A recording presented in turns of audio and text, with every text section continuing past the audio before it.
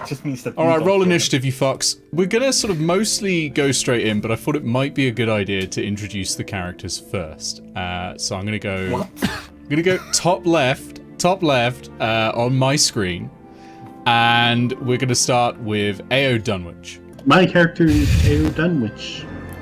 She is a human rogue who spent her life homeless. Who spent her childhood homeless in a city.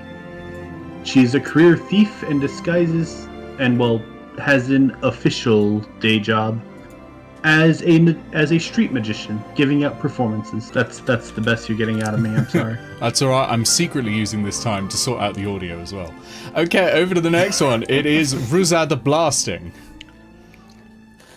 Yes, my character is Ruzad the Blasting, a half-orc bard who has a penchant for trying to punch demigods and just running into fights.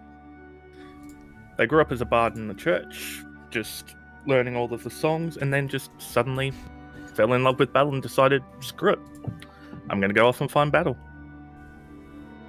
Very nice. Okay, going next to Greenmane. That's me. Hi, I'm Andres. I'm playing Greenmane, who is a Leonin warlock who was, until a few months ago, not quite aware of being a warlock. Now he's a little more aware.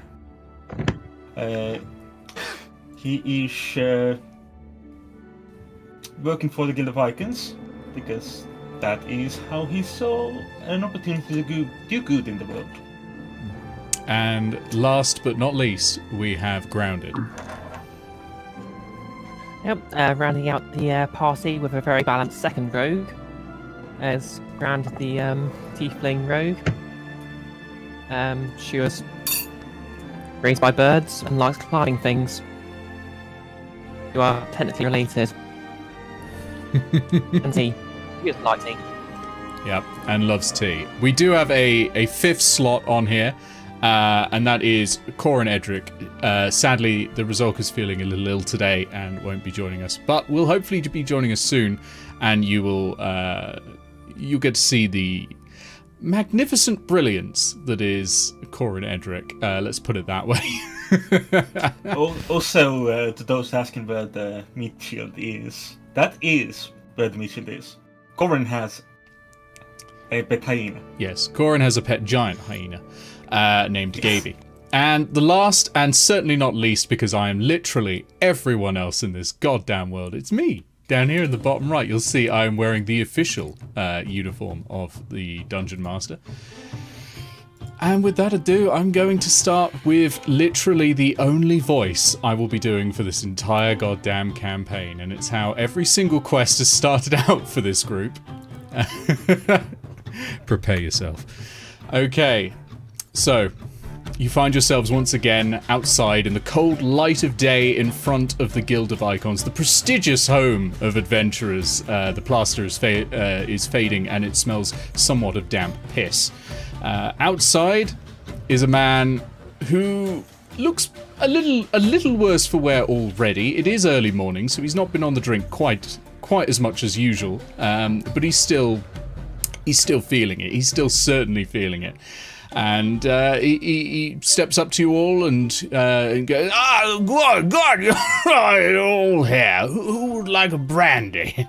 I'm sure I've got one around here somewhere anyway. Yes. You all, I've paid you yet? No, we'll do that later. You've got to chase the cart. The cart is full of silver, and I think if you get it, then we'll stop the world ending. I'm pretty sure that's what it was. You've got some time, you've got the plan, we've spoken about that, but you're chasing a cart across the world. If you catch it, the world doesn't end, and I probably pay you. I can't quite remember if we've done that, but anyway, there's a reason I summoned you here before you went out again, and that's this. And he walks up to Ayo and hands her a single small stone. It's about that big. It's smooth, and there is a spherical sort of shape on it. So it's carved to look like a sphere. It's not actually a sphere in it. It's a carving that has a perspective effect on it. And he says, "Look, when you get it, press the shape. It'll call me. You tell me, and I'll give you your next instructions. Okay? So pocket, put on your inventory that you have 1 sending stone, and it is Marshal's Angels. good for 1 use only." And yeah, with that, he sort of shakes a dismissive hand at you all and says, "Go, 2 teams, obviously. You lot there. Yes, just fuck off." And heads back into the building, presumably to drink. What about brandy? A lot of brandy. He's already forgotten, sadly. He's just having that for himself. So, in a non-posh as fuck voice, I'm going to relay the mission for the benefit of the chat. Now, you all know what the mission is and have been planning for the last week or so. But there is a payment being sent by a rival and certainly hostile nation to another bordering nation. In fact, let me get up the map. This is great. Look, let me press the button. Boom. Yeah, the nation here, Karaki. That's where you're starting, in this city. They are sending you south to intercept a payment that is coming from the east, heading west. Now, if that payment goes through, the nation down here, Patras, will rise up and attack Karaki at the same time as Northern Karaki, smashing the whole place, killing hundreds and hundreds of people, probably even thousands if a full all-out war goes on. So you've got about 8 days, well, it's an 8-day journey, and you've got about 9 days to get there before the convoy gets to this meeting point here, which is where you've roughly decided to stage an ambush. We'll be running this as a form of hex crawl. Basically, every now and then, I will spin off something that you will find on the road. And some of it might be nice, some of it might be horrible, and you'll find out. You've all made your provisions. Most of you are leaving with absolutely no money left. You've all prepped hard, and there's nothing else to do but go, and go fast. So, Grounded, can you feed me? is that a kink thing? No, I mean, you're still gathering food as we go, right? Yeah, I sort of throw a load of berries at Green May. Excellent. Alright, yeah, you've got berries to eat on the way. I mean, it's better than nothing. Somebody Yeah. didn't purchase rations. Okay. I- Yeah, I anyway, bought nothing. as I am obviously the de facto leader for this one, if everyone's got everything, let us just hot-foot it to the crossroads and hope we can get there in under 8 days. Okay, as the de facto leader, please roll me a d6. R.B. Aaron Johnson. No. 2. Okay. Lovely. So, that means I roll something, and okay. So you're not far out of the city when, as you're walking through the sort of reasonably dense forest that's around the Sundered City itself, you see a white face looking at you from within the forest. It is sort of staring directly at you. Each and every one of you can see it. It's staring directly at you and appears to have no body at all.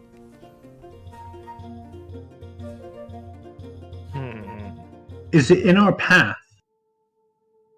No, it's out in the tree line. So you're as you're going along, it's sort of about 10 feet back into the tree line in the forest, and it is just sort of staring at you. May I make an Arcana check to figure out the fuck that is? You think it might be magical? Then make me an Arcana check. Ayo is going to pretend she does not see it and just try to that's- keep walking. That's gonna be a 16. Okay, you have never seen anything like this before. Yes, I expected as much. Grounded smiles and waves at it. Okay. It does not change at all. The facial expression doesn't change. It's continuing to look straight at you, and it sort of swivels as you're sort of approaching, but its facial expression doesn't change at all. Is this an owl? Yeah, for the time being, I think we just ignore this and just keep moving on. I hope it's an owl. Ignore what? Ignore what? I don't see anything. Okay, so as you keep going, its face either. is just staring at you, just as you go past.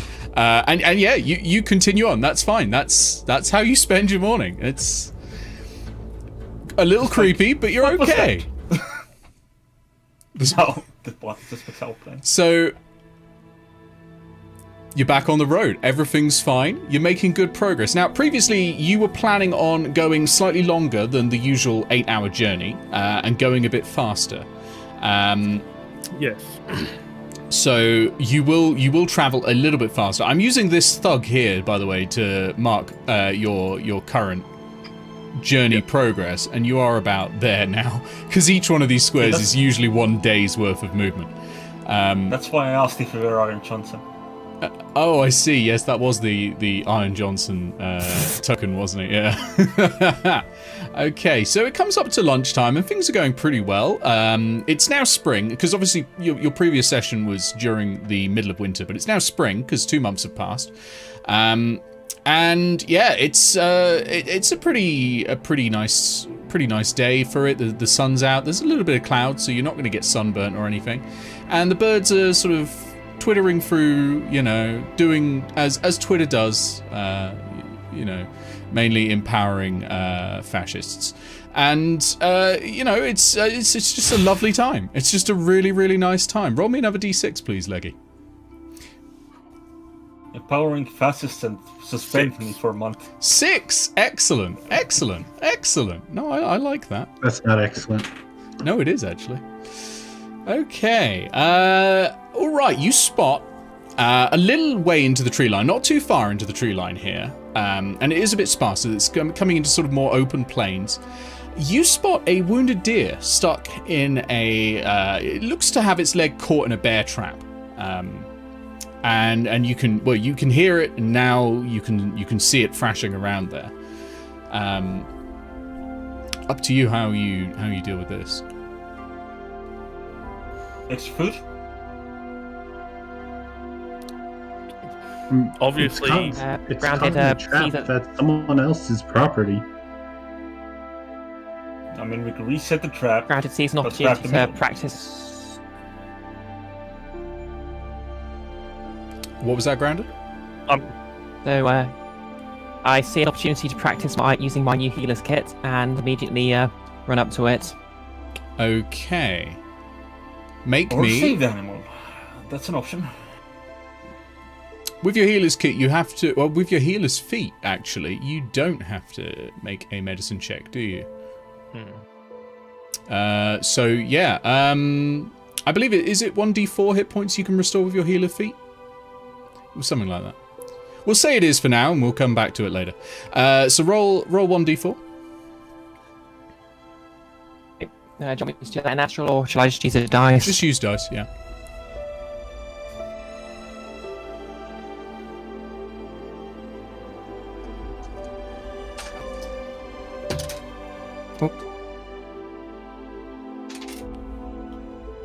That's a 4. That's a 4. Okay, so the deer's wounds seal up a little bit. I mean, it's still in a bear trap. It's not feeling great about this whole situation, but it's still a little calmer now. It's not like it's going anywhere. But yeah, it's not going to bleed out. That's for sure.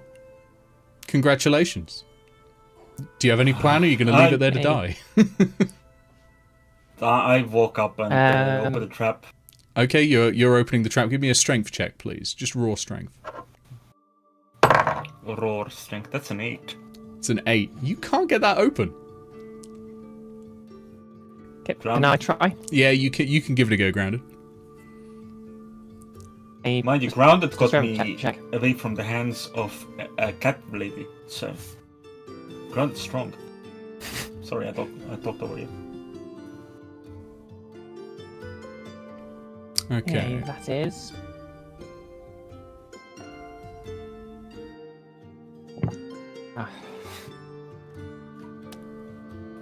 How much?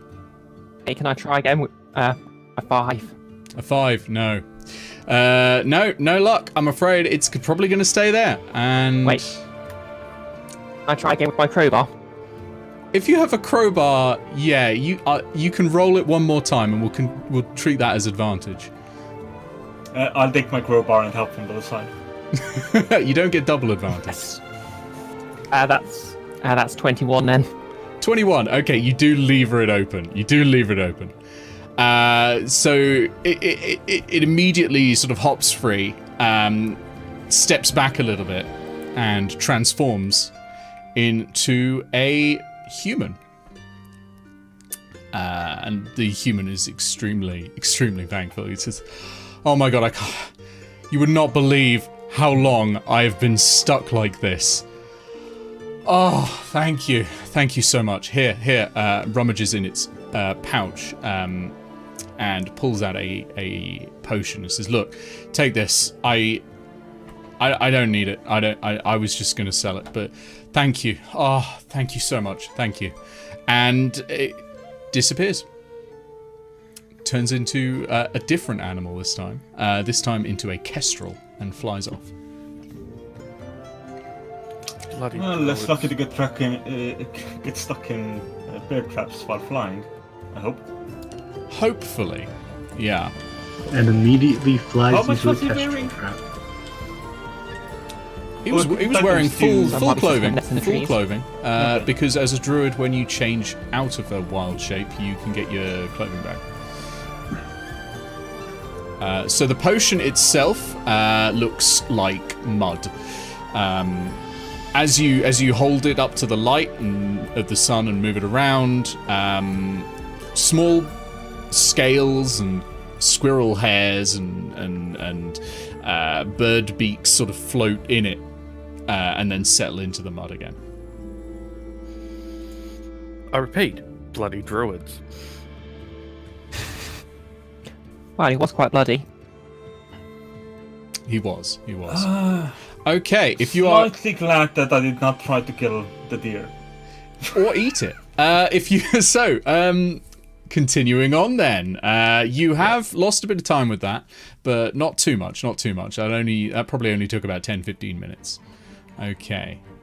Let's move you on further down. And you're now well past noon, and the sun is starting to set, it being still pretty early spring. It doesn't last that long. Are you pushing on into the night after all? We're pushing one possible exhaustion to try to get a bit further. If you're pushing on, I'm going to need a Constitution save from each of you.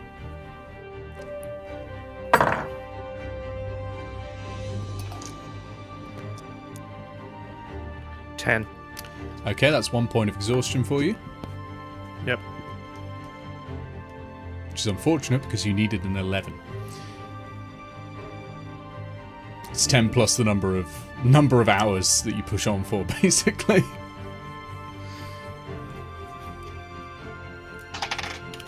Okay, I got 11 exactly. You got 11 exactly. You're fine, Green Man.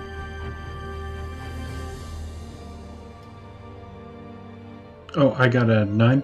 You got a 9, so that's going to be 1 point of exhaustion. And Green Man. Mine was a 15. 15, you're fine. Okay. Chapter. And we're going to say that Coroner's not taking any exhaustion at all as we're going through. And frankly, it'd be unlikely with her Constitution score anyway. Okay. It's just having a nap on Gabby's back. You move on, and you get a little bit more. You get a little bit more done. You can press on again if you would like. It'll be a repeat of the same throat.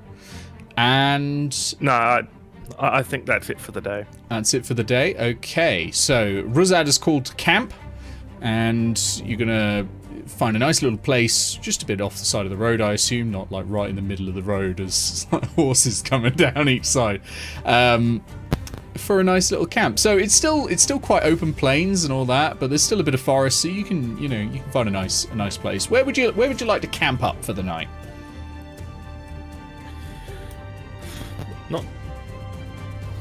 Not too far off the road, but not too deep into the forest.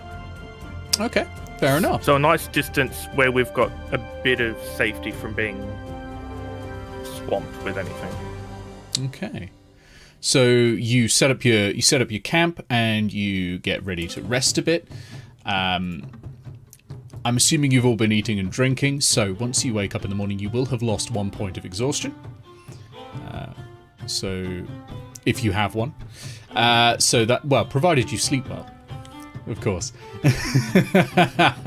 Is anyone staying up to keep watch, or are you bedding down and having a long nap? I'll sleep on the watch. next time. I was going to say, if we split that in, 2 of us take a short rest, the rest of us do long sleep, and then we can switch it out at camps and go from In there. fairness, long rest does include watch time. Didn't think it did. 2 Okay. hours. So think with it a includes with a 2 long hours. rest, you need to spend 6 hours sleeping, but you get 2 hours outside of that you can. Yeah. And there's Yeah, in which 4 case, of you. yeah, we can so, set it up that way. so just give me an 4 of order. us, so each of us. I'll take the first watch. I'll take second. Okay, Green Mane. I'll then take whatever Ruz. the last one is. Okay. And so Green Mane, Ruzad, Grounded, then Ayo. Yep. Okay, so first of all, a d20 from Green Mane, please. Just a plain Mm-hmm. one. Just a standard d20. I'm sorry, but that's a natural 20. That's fine. Ruzad, That feels wasteful. 4. that's fine. Grounded.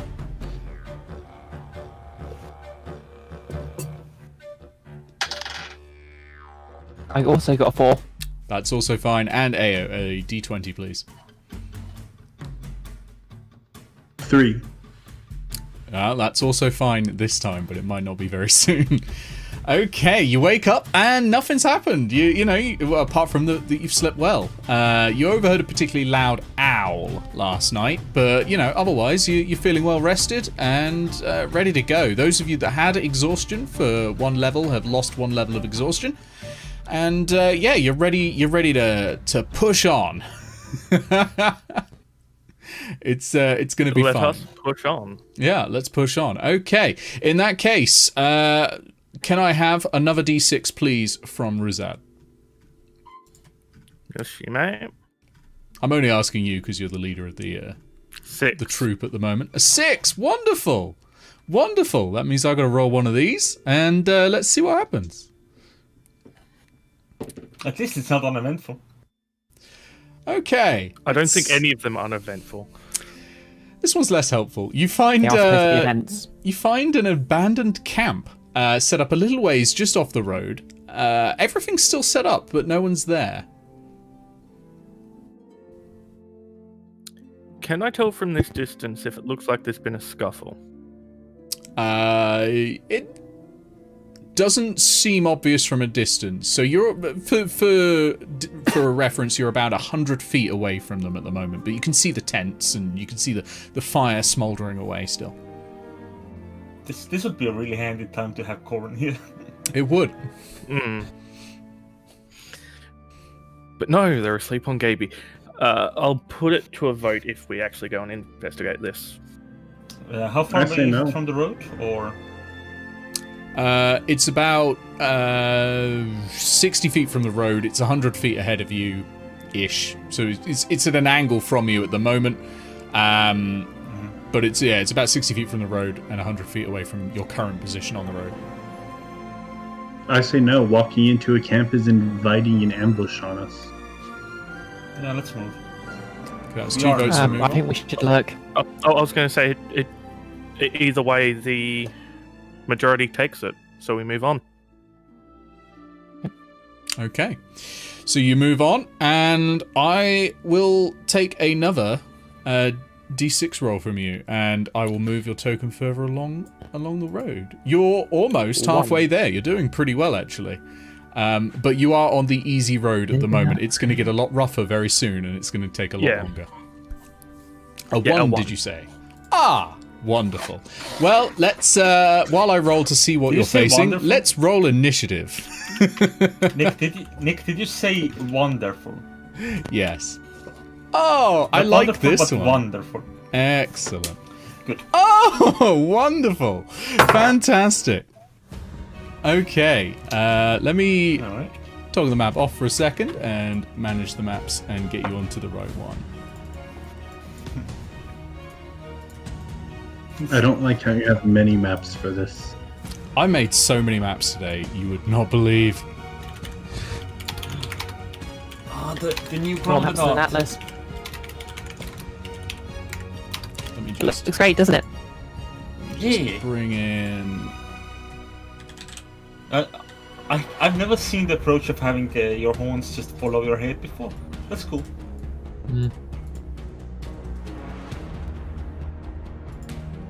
Probably means you're less likely to get stuck in trees with them.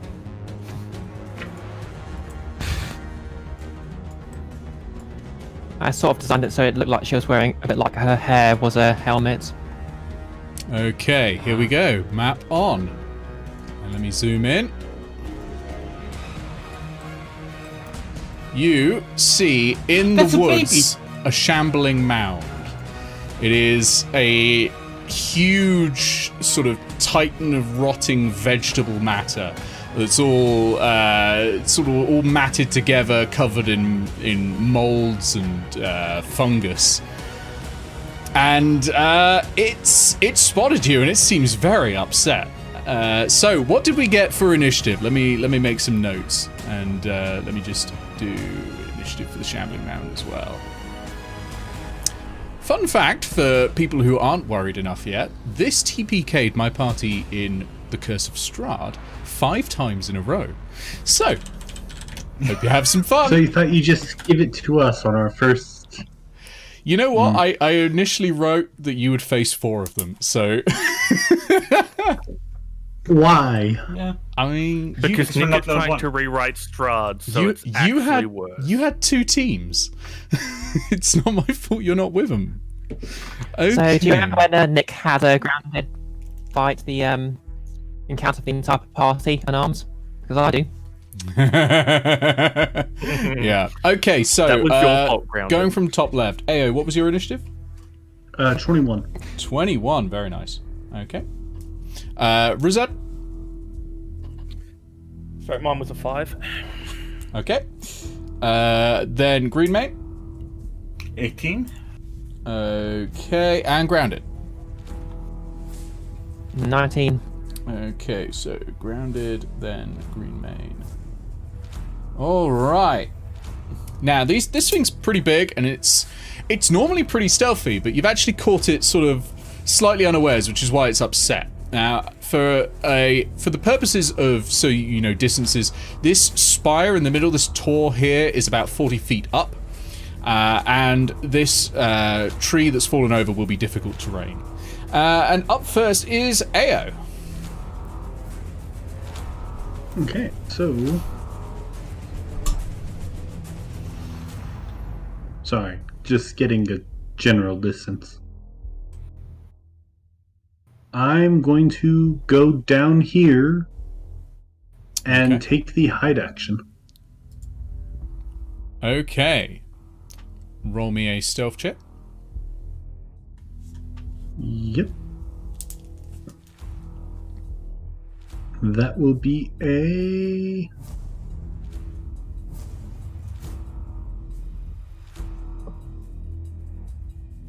And the thing's suddenly not working for me. This is why I've moved to rolling dice. There we go. I'll go with the first one, a 12. A 12. Okay. Alright. You good? You think? Yeah, you're probably good. Joe, I just need to check I wish there was bacon next to the eggs up there. And that will be my turn. Okay. So, Skylar... Ayo even, not Skylar. Ayo dips behind a rock, and we go over to Grounded.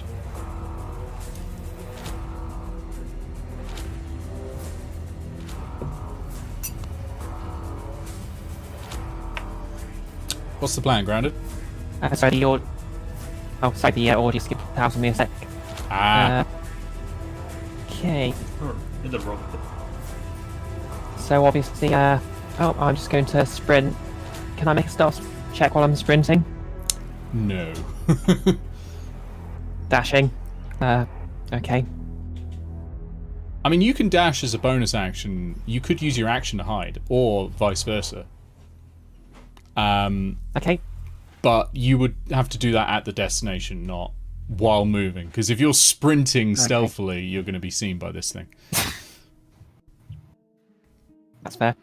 Okay, so I'm going to use a dash action to run up to the mountain, climb it. Okay. Then I'm going to move another 10 feet, and then I'll make a step action to hide myself. Okay, so for the benefit of those watching, Grounded is wearing the slippers of spider climbing, so is able to just run up a tree. Just Naruto to run, yeah. Yeah, just to run up the tree. Okay, so give me a stealth check, please.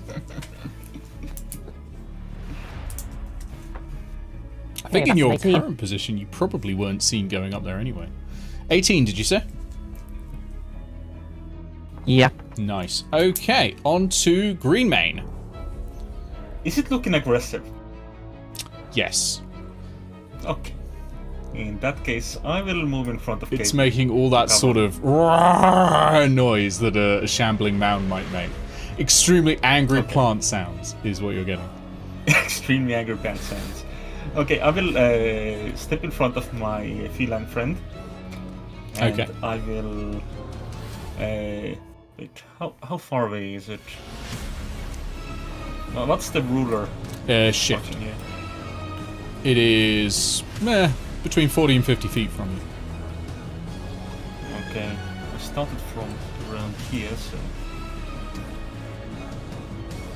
I'm gonna move up to this tree, Okay.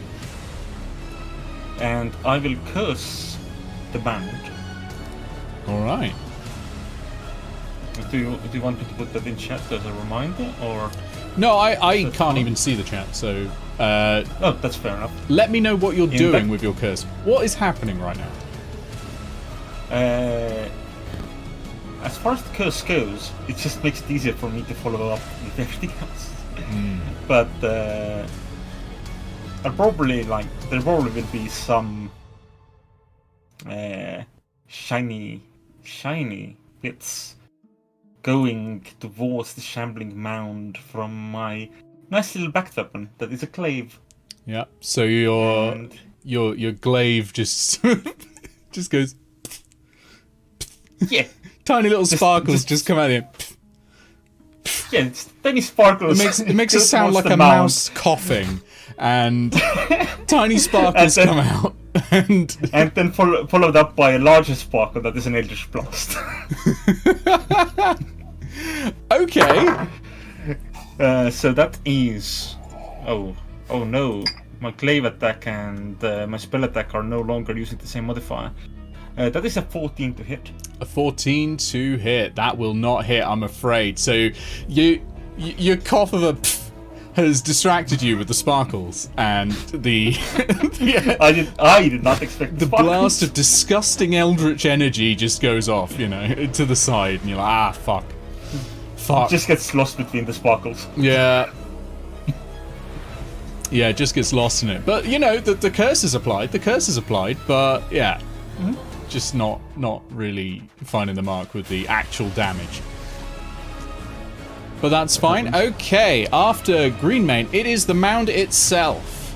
It's going to approach as fast as it can. Boom. Boom. Boom. Boom. Yeah, that's as fast as it can. 20 feet. Just double checking its reach. Yeah, no, it can't reach you just yet. So it's going to dash. Oh, but I can reach it. Excellent. It's gonna dash onto the tree, and it's crunching under its heavy weight. And it's run right up to you, but that's all it can do this turn. Little do you know, this lumbering mass is actually a rogue, and that was its bonus action. You know, you can give any enemy points in any class you want, so I could have made a rogue shambling mound, and I might need to do that in the future. With the mound done, it's over to Ruzad the Blasting. Okay, for the time being, I'm just going to run up to next to Green Mane, and I'm going to throw a level 2 Thunderwave at it. Oh, very nice. Thunderwave. When are you gonna make us face a Death Knight Paladin? Probably level 5. Just bear with me a sec. Level 5? Yeah, that sounds right. Rolling is acting weird. As Nola says, it's time for the dubstep damage.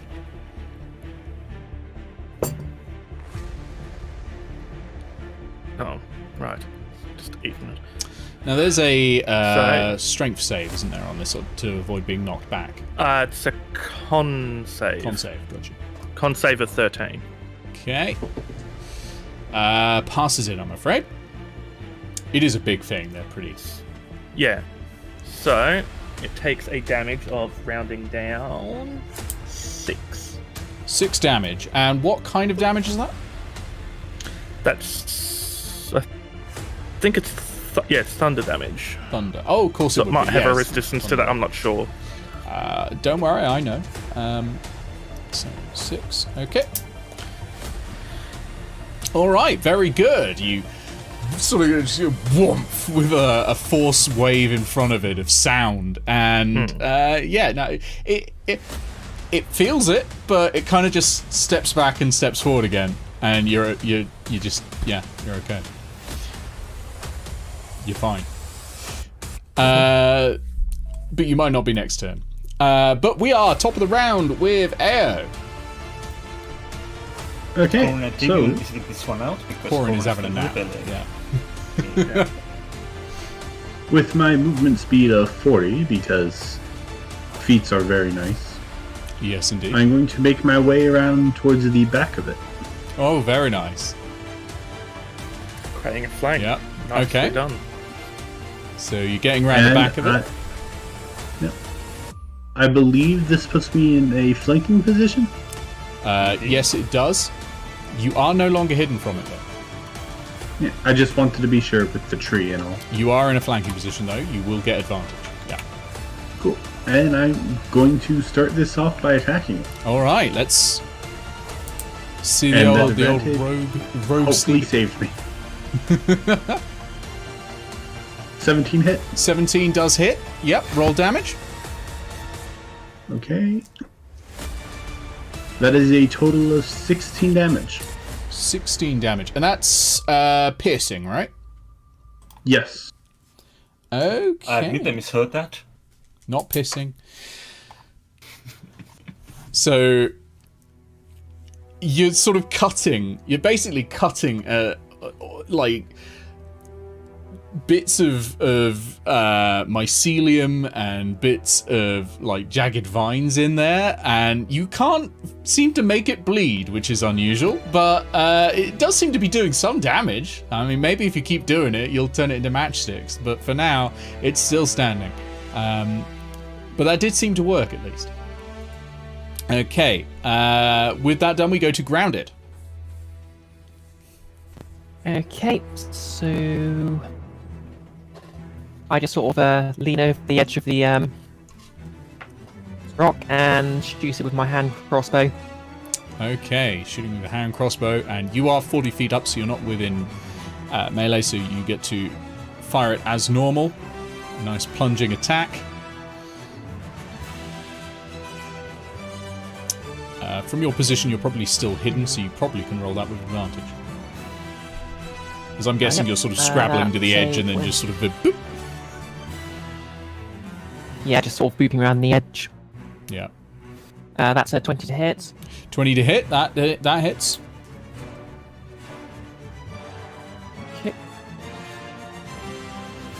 That's 9 piercing damage plus sneak attack damage is another 7.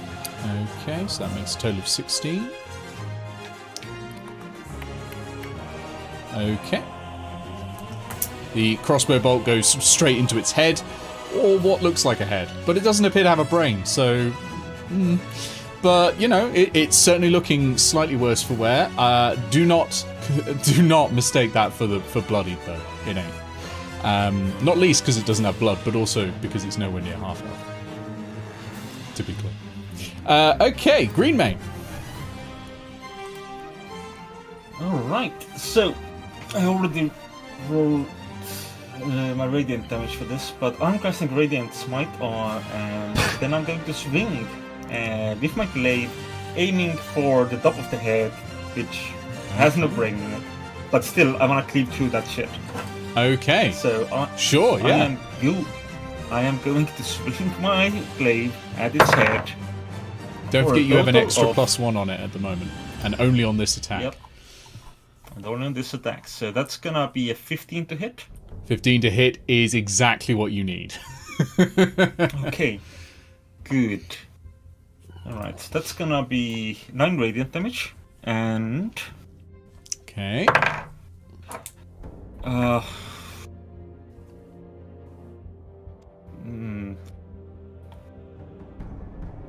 17 slashing damage.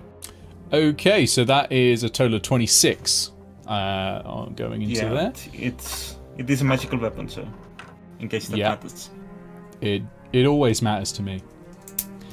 Wonderful. Excellent. A good hit. That smite really, like, it's holy radiance coming out as you swing down, and you've chopped the head off, but it's still up. Because that doesn't appear to be where any central nervous system was located. It was just there really for aesthetics. And it's its and turn. It now sheds dim light in 5 foot radius. It sheds dim light in a 5 foot radius.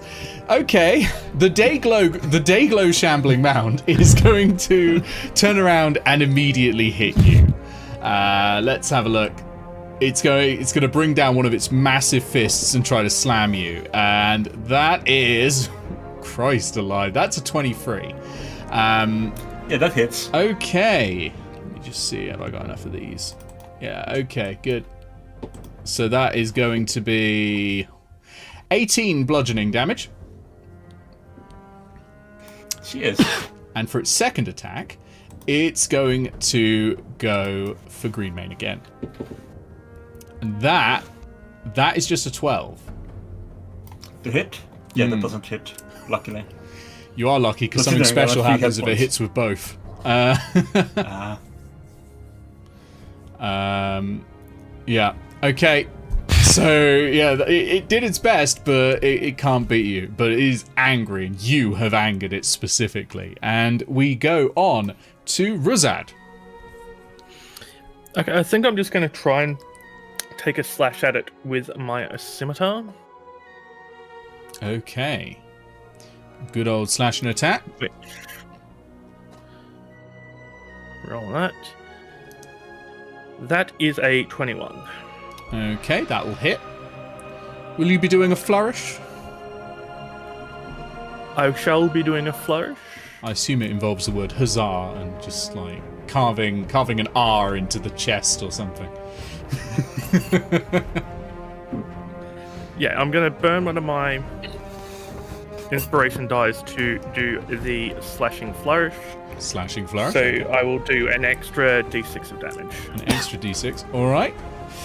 Roll damage. So yep. That is 12 damage. 12 damage. Okay. So it now looks like it's falling apart. It's parts of it are just sort of sloughing off, but it's still up there. It's still angry. And now, though, it's not so sure who it's most angry at. You've succeeded in sort of distracting it, sort of looking between the two of you now. And with that done, we go to Ayo, who, you know, you're still right behind it. It's not looking at you currently. Well, that might change very soon if you do a lot of damage to it. I mean, I'm just a rogue. How much damage can I honestly do? Yeah. I don't know. You do have 52 cards.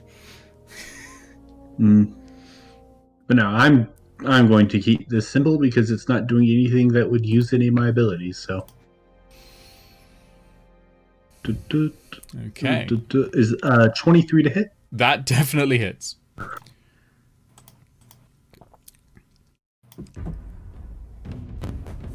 That is 12 damage. 12 damage. Okay. Yeah, I rolled the highest on my base damage and then the lowest on my sneak attack. Well, it's still not as fussed about you as the others for now. But that might all change. And with Ayo done, we go to Grounded.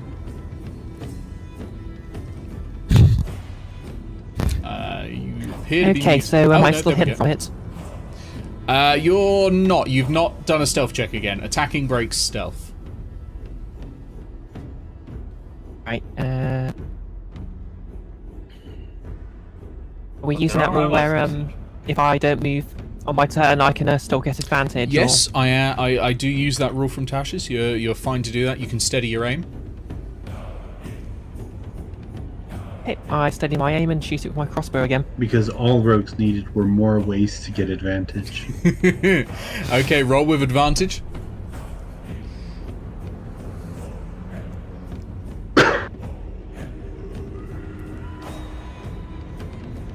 Okay, that's 20 to hit. 20 to hit. That hits. Okay, roll damage. Okay, that's plus 10. So 17 total. 17 total. Okay. And Another good shot. So, because the head is removed, you're sort of going straight into the neck now with with crossbow bolts. So let me just add that up. Yeah. Okay. Excellent. Anything else? I'll use my bonus action to hide. Yep. No, you've used your bonus action. That was your steadying Just the aim. name. Have I? That takes your movement. Oh yeah, not your oh yeah, bonus that's movement. It takes your bonus action as well. It sets your yeah. movement speed to 0, but it Does takes it? your bonus action. Okay. Or at least, Yep, I'm done. if Sure it it doesn't, does, let yeah. me know, because I've been playing a rogue doing that, and I've been wasting bonus actions if that's the case. But we'll sort that out later if that is a problem. Okay, so with that we go to Greenmane. Oh no, you're right. It's Hello. a bonus action. I'm going to try and cleave through one of its arms. Very nice. All right. Roll an attack, aiming straight at its arm, trying to chop it off. We'll see what happens. That's gonna be a 24 to hit. 24 to hit. Was that a natural 20? No, it's... Oh, wait. No, it's... Proficiency plus 2 plus 1. Oh, I'm not questioning the number. I was just wondering if that was a 20 or not. No. Okay, so the arm doesn't 18. come off, but you will do some damage, certainly. It's an 18. I'm trying to think if maybe my math is off. Your math's I did probably level up fine. You've got a charisma. +1 weapon. I leveled up charisma. That's where the one extra came from that I wasn't accounting for. Well, you hit. Roll me Okay, some damage. That is going to be 12 points of damage. 12 points. Okay. Yeah. I just need to do some adding up. Okay, yep. Alright. It is looking pretty bad now. Like, it's very much at the end times. Parts of it is sort of hanging loose now.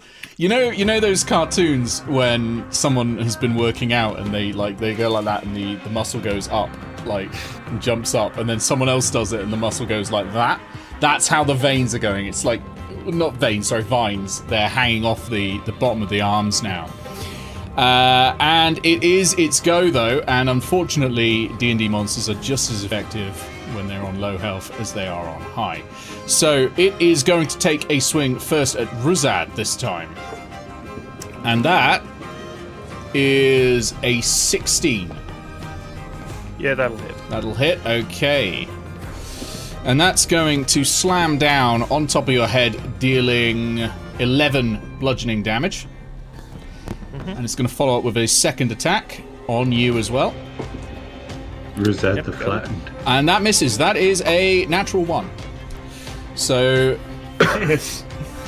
It's not feeling I don't great, have so that it little arm, can't so- it can't coordinate its attacks very well, and just completely misses. And again, lucky, because if it hits with 2 of these, it is terrifying.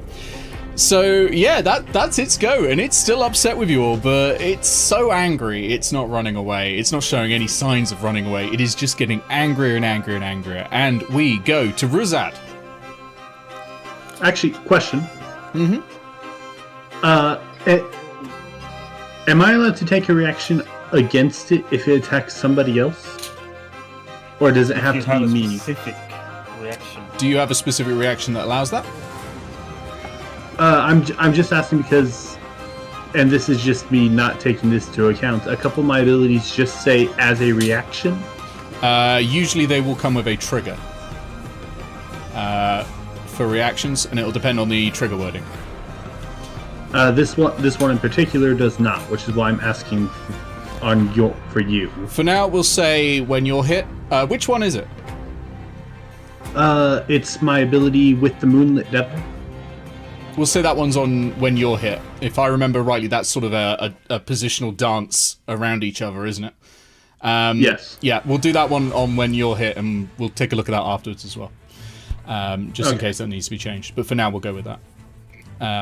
Yeah, okay. Ruzad. Okay, I think I shall take a swing at it again. Very nice. Let's see that to hit roll.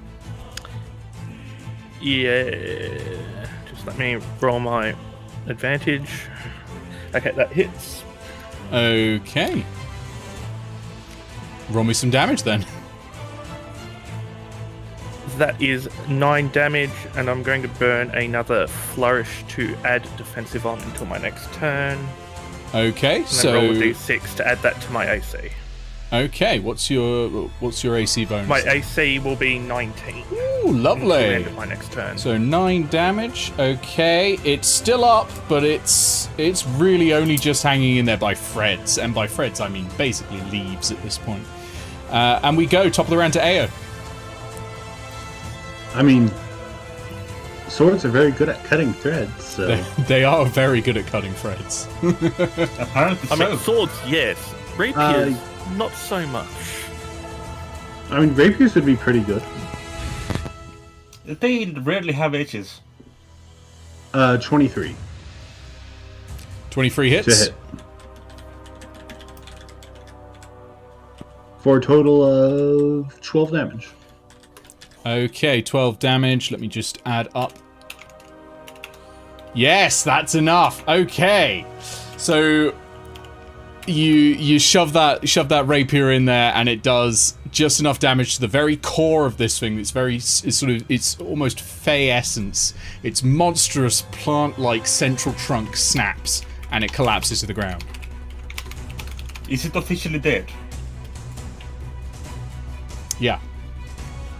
Okay, good, because that means I heal It is from it dying. officially dead.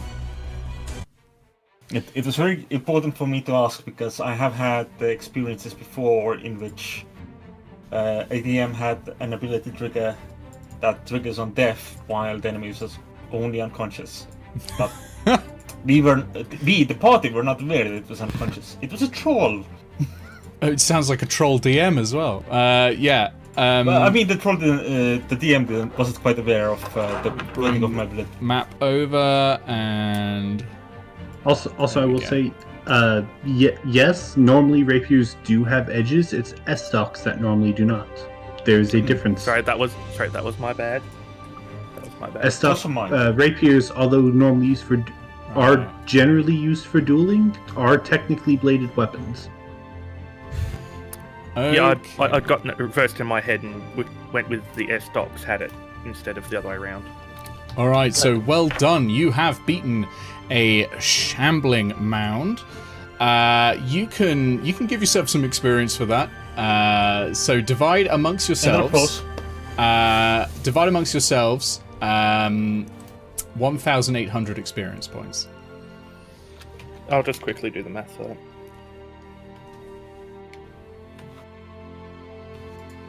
$450. If Is I that divided by remove 4 or this- 5? Thank you. 4. should be divided by 4.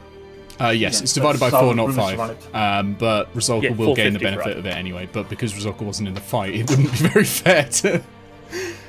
yeah, okay. So, What's our current standing experience anyway? We did not resolve that from before. we'll resolve that later. It's not time for it now. Okay. But yes, that's quite right. I forgot to do that. I'll give you the numbers later. I'll do it over the weekend. Okay, back to the road then. As the shambling mound falls, and the sun sort of peaks above the trees now. It's mid morning. You're able to continue on. I'll have another D6, please, Ruzad. Yeah, just bear with me 1 sec while I bring back up my rolling. Or actually, just because that's doing that. 5. Okay, a 5. That has me roll on this. Okay. Oh, this one's not too bad. You're alright. You're alright.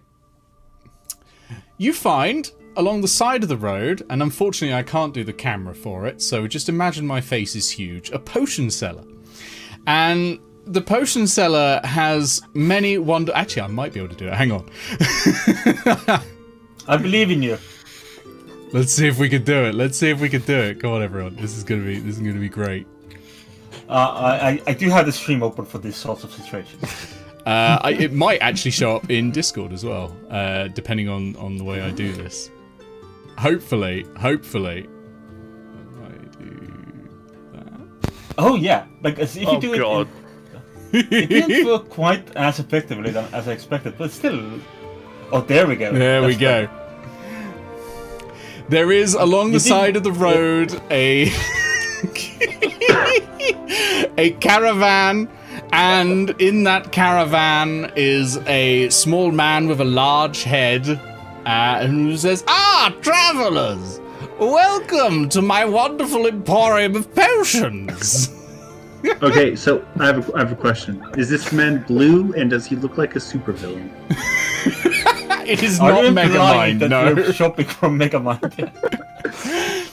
Are you heading to Oh, shut battle? Battle. Do you need potions? I mean, that Potions. I depends need what your potions you strongest have. My So strongest went up potions to him would and kill I you, say- traveller.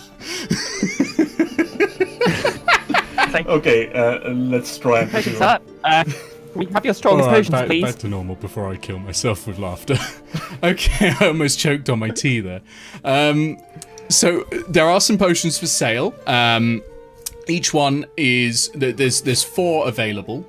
Okay, one of them you can see, and with your familiarity with them, you know is a potion of healing.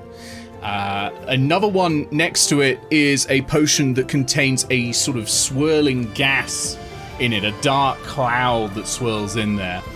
The third potion seems to sort of shimmer almost like a mirror when you look at it. So it almost looks like, you know how Mercury looks like. It looks like Mercury basically. But if you swirl it, it sort of vanishes clear, completely clear like water, and then as it settles, turns back into a mirror color again.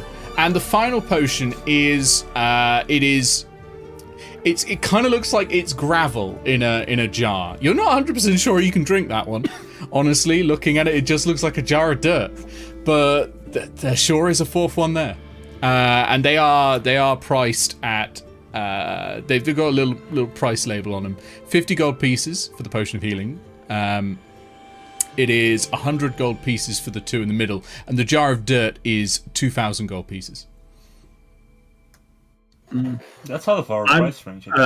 First things first, I'm going to whisper over to Grounded. Hey, can I see that potion you got yesterday from that druid?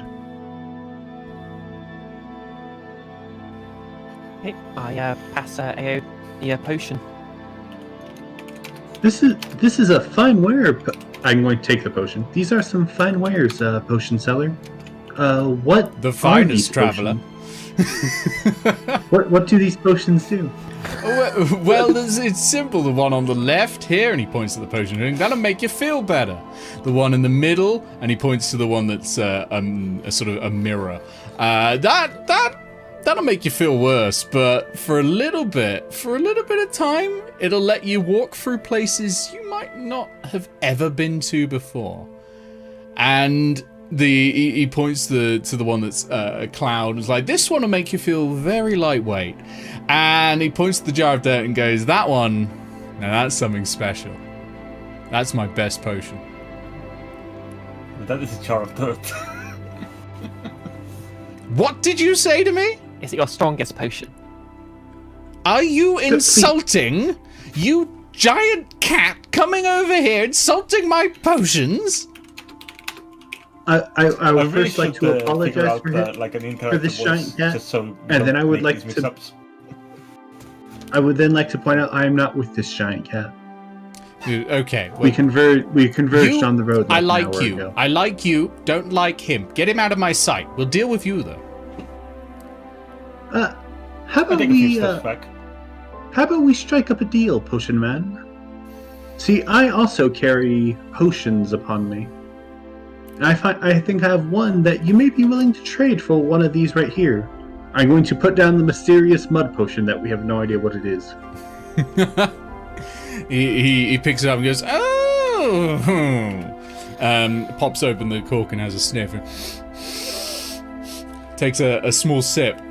And looks over at Gaby and says, how are you doing? And Gaby sort of looks up and goes, and then sort of makes a sound that a giant hyena might make, which is sort of but deeper. And he nods. The potion seller nods. Yeah, I thought so. This is a good potion. You've got a good one. We can do a deal if you want. Yeah, we could do a deal. What would you say you'd be assuming we did a fair 1-for-1 trade? What would you be willing to trade for that one? You can have either the smoke potion, or you can have the mirror potion. I'm going to look over towards Grounded to see her opinion on this. It is her potion, so.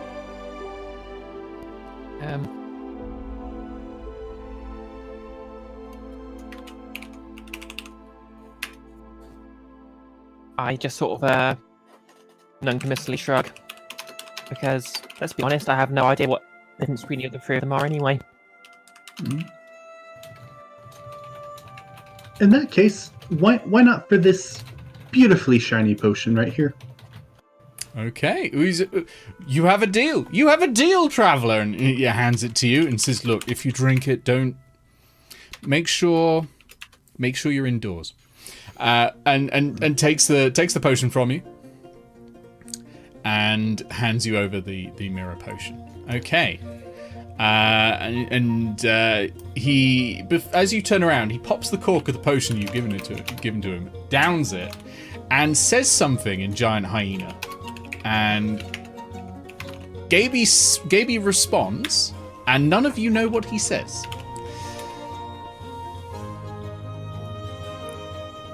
That is worrying, but my business is done. But yeah, mark down. So I presume you're giving it to Grounded and not just pocketing the potion. I am going to attempt to hand it over to Grounded first. Yeah, Grounded, mark down that you have a potion that looks a bit like mercury, but when you swirl it, it goes clear. Okay. So I take a look at it. Can I just sort of taste a tiny amount of it, see if I can? It does. You can try it. You can certainly try that outdoors, yeah. Okay, so Okay, as you sip it, everything goes black. And you can't see anything now.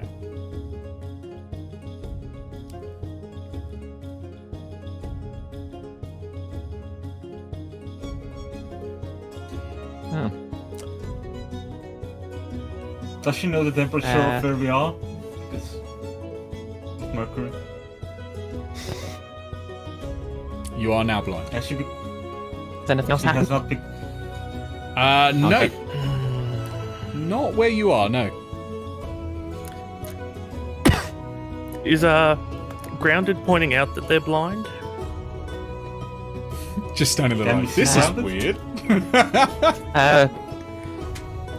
Who turned out the lights then? In which case, I'll go and place my hand on Grounded's shoulder, cast lesser restoration. Good old Lester restoration. He's coming in to help. It's this old man. He's like, I've got it! Yeah, good old Lester. I mean, I have Good to old bring him in Mo somehow. Lester. Okay, you You're can taking see away again. from his time panning for gold just so he could heal someone? Yep. No, that's Panny. You can see again a cast of lesser restoration is enough to cure you of blindedness. And yes, you can once again see, and you're probably lucky that Ruzad has not charged you for it. There's time for that later. So I turn the potion stone and say, okay, so is this just a potion that blinds you, or does it do something else? Oh, it definitely does other things. As I said, drink it indoors. Yeah, I think Okay. I may have traded your mud potion for drugs. We're off to a great start. Oh, what a session, what a session. Okay, I presume you're continuing I'm on too the far road. away, probably. Yeah, you're Unless not allowed someone anyone else- near him. Unless someone else wishes to buy potions. I do not have enough gold at the moment to buy potions. I rolled a 2. Oh, okay, excellent. So as the Captain, journey, can I buy the healing potion? have you got 50 gold sorry. pieces? In that case, yes, you absolutely can. Yes, I have. Okay, mark off 50 gold pieces. You've got one Yay. potion of healing. And as the Do you party remember moves on- that the 4 of you do still owe me gold for the map? Okay. How much do I owe you? We'll sort it out after the thing. As you wander on, bickering about prices, the clouds overhead start getting heavier and heavier and heavier, and darker, and there's a rumble of thunder, and heavy rain comes pouring down, almost like a monsoon overhead, and it turns the dirt and the sand under your feet to mud and to this sort of slurry that starts slipping under your feet. You will now be progressing at half speed going forward, while essentially difficult terrain. Does this So count as essentially, difficult because terrain? we're going fast, that will be normal speed. Yeah, because you're going at you're going at normal speed. Yeah. Okay, so move you a bit further on. Okay, and you are coming to Nightfall again. And Yeah. the rain is still heavy. The rain is really, really heavy. You're going to definitely want to take shelter if possible. It's starting to turn into a sort of... it's more plains. It's almost savanna now in the area as you get to the hotter areas towards the Ampatris Desert.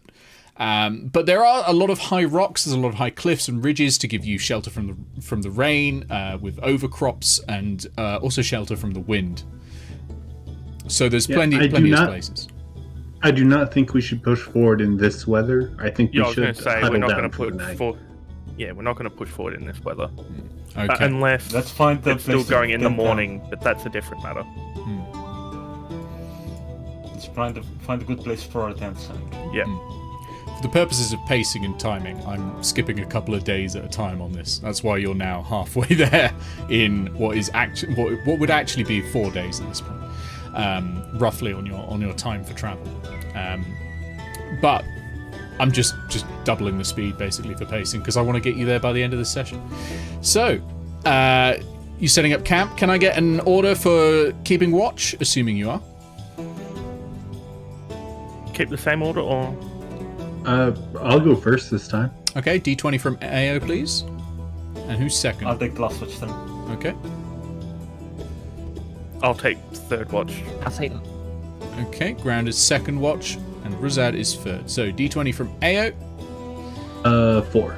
Restored. Okay, D20 from grounded, please. That's 2. Okay. 18. Can Oh, I two. get a perception check, please, grounded? Okay, perception.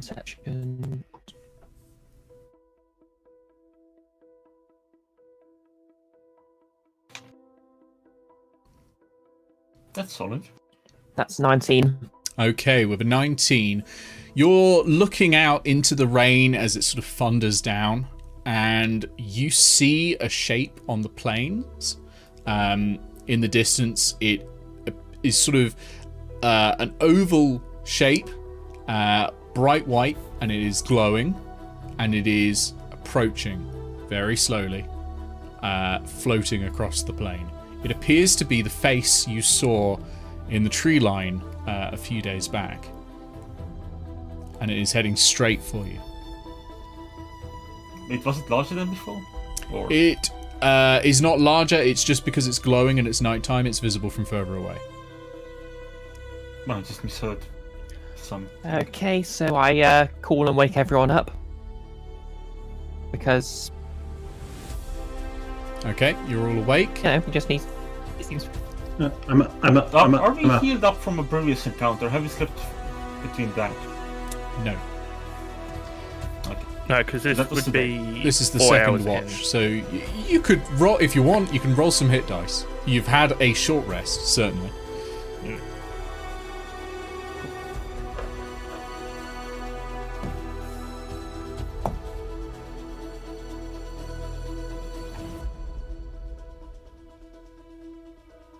And for distance purposes, it's about 400 feet from you.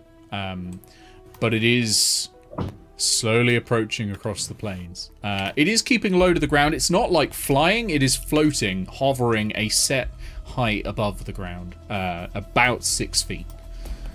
As if there's a body there, This is a but really there strange you owl. can't see one. Okay, yeah. Such a strange owl. Okay, can I sort of sense if it's a ghost or not? It's not really a phantom ability, but... I'm having a think. How would the Phantom know it's a ghost? Can you ask a phantom to go fetch it? basically, basically I can sort of, basically I can sort of tell if, you know, spirits of the dead sort of hang around my head. Yeah, So you do I have can sort of experience. aware if there's Yeah. ghosts around. You do have experience because there are other ghosts all around your head. I would say from this distance it would probably be difficult. I mean, you could tell from the look of it whether it looks like a ghost, I suppose, because you can sort of sense the ghosts around your head and you sort of see them as they cling, as the shreds of them cling to you. I will say this doesn't look like a ghost to you. Okay.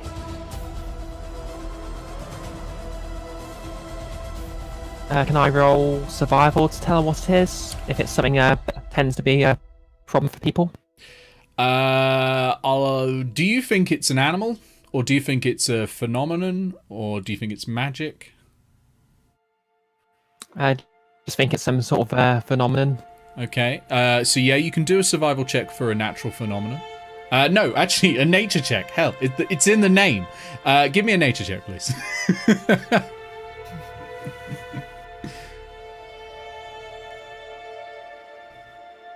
Okay. Oh yeah, I've already got points in nature. Okay, that is an 8. An 8. You have no idea what this is either. So you and Greenmane are nonplussed. It is now 300 feet away. We're all awake now, right? Yeah. I'm going to have my rapier drawn because I don't know what this is. Okay. Yeah, I'm going to have my scimitar drawn ready. Okay. Can I make a history check to see if it has been mentioned somewhere? You've already tried to work out if you know what it is. Okay, fair. So I will say you can't then make that's a second check. Yeah. Okay. Although, do let me know when it gets within 120 feet. I will do. It is now at 250, if that helps. It's not getting any faster. It's fairly languidly moving over the plains. Okay. Okay, can I make a stealth check I'll to have hide my from weapon it? out, but I will just patiently sit down and wait. Yep, Grounded, give me a stealth check. Greenman, you're gonna just wait patiently. Yeah. Okay. Ayo, you've got your sword That's out a critical. ready. 25. That's a 25. Okay, you feel like you're pretty well hidden. Hopefully. Okay. And you're all staring out at the plane and watching this thing approach, right? Yep. Okay. It is now 100 feet away. You can see the holes where its eyes should be. It's almost, I think of like a mask, a white mask. And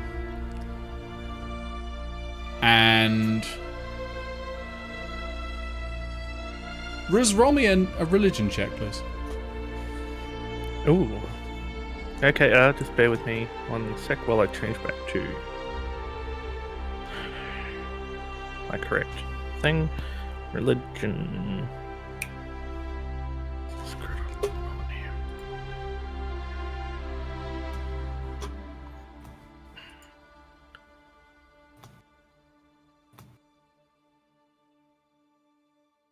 Nat 20. Okay. So that'll be 22.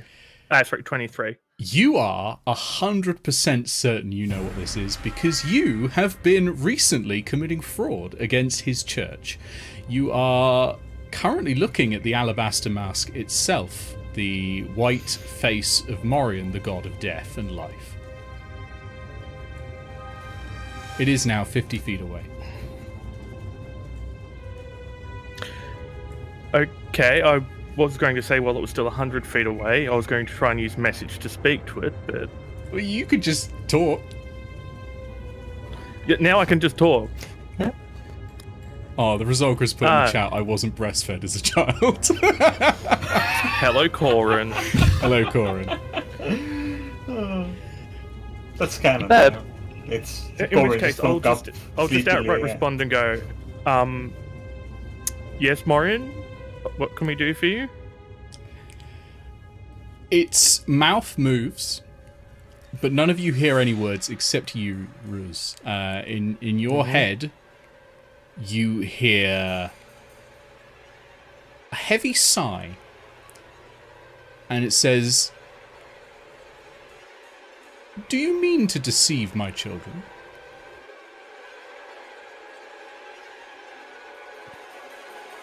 In which way? Do you know what you are playing with?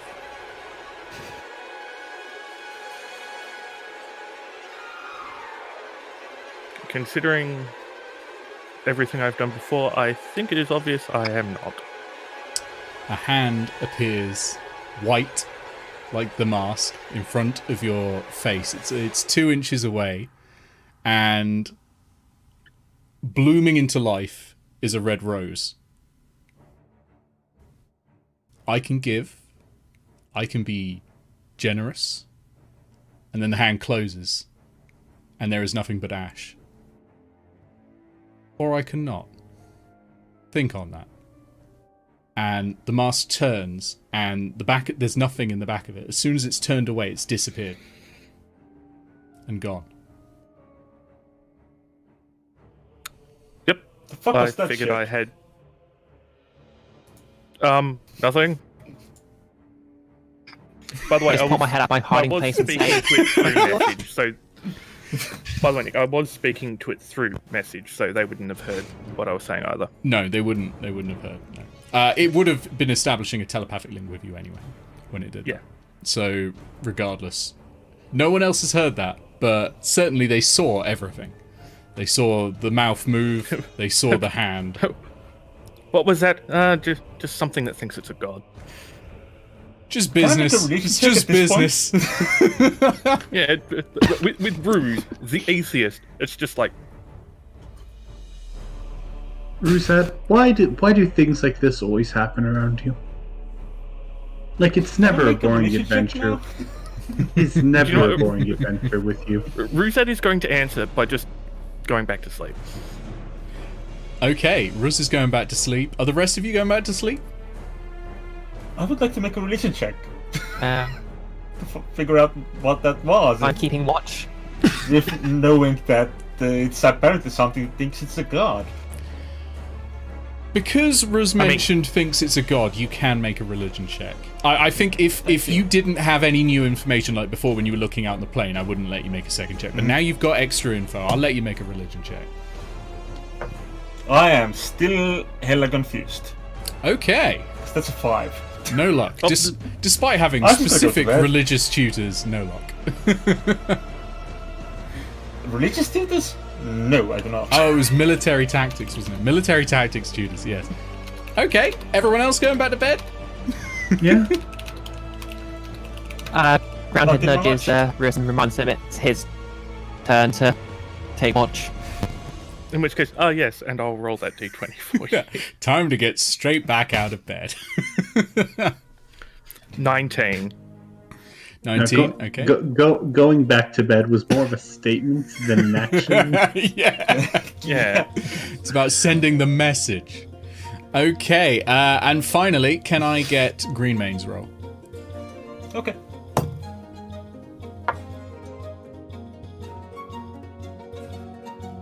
One. Oh my god, and Wonderful. Oh, you love to see it. You love to see it. Right, I what we love gonna- to see it. Okay. Okay, Ik made a funny joke. I'm sorry. I don't look at chat.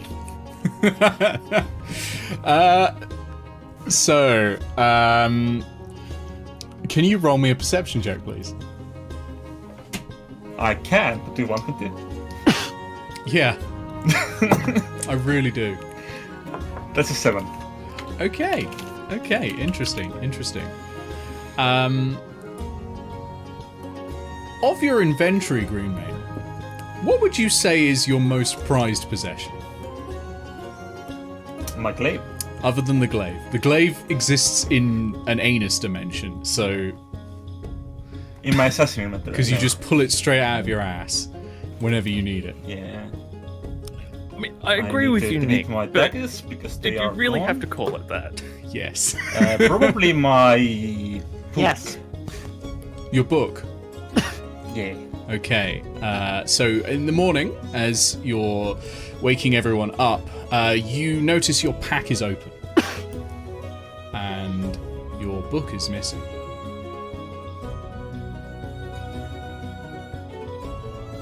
Heyo. Says the other rogue.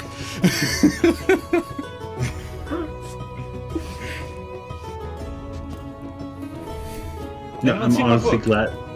I'm honestly glad that the DM didn't ask me to do that because I have some valuable things to lose.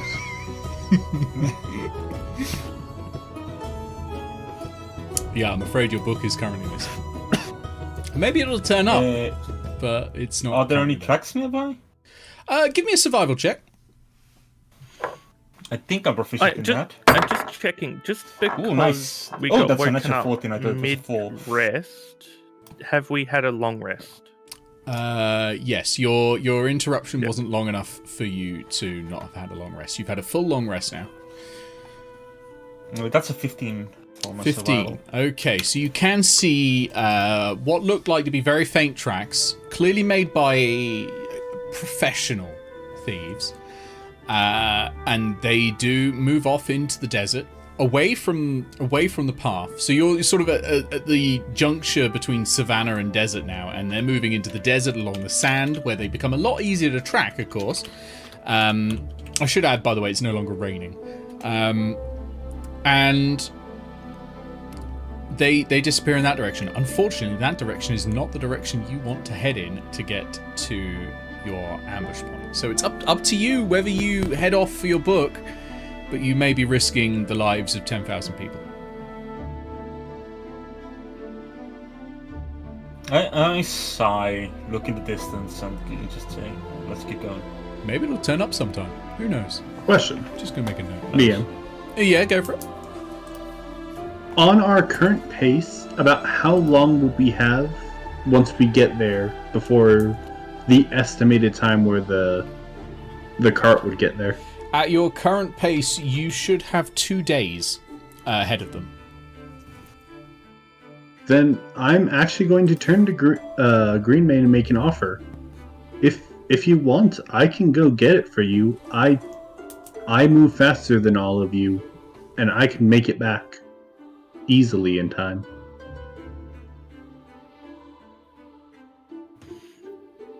I move faster, a lot faster alone than I would in a group. They do have a point. It would split us, but they do have a point. Very well, go ahead. It's nothing. It's mostly sentimental value, so I'm not sure if it's worth it. Oh, don't worry. I shouldn't be too long. I'll see you guys tomorrow. And I start moving off to follow the tracks. Okay, I'm gonna bring on Take Corbin with you. I'll bring on your. I would recommend not coming with me. Once again, I move a lot faster alone than I do with a group. Yeah, that's why I said take Corbin. Okay. We've already proven you can run as fast as Gaby, so... It is now 9 o'clock, so I think it's probably a good time for a break. This is a very good place for a break, and we will continue in, should we say 10 minutes? Or do we need a bit longer? 10 minutes should be fine. enough.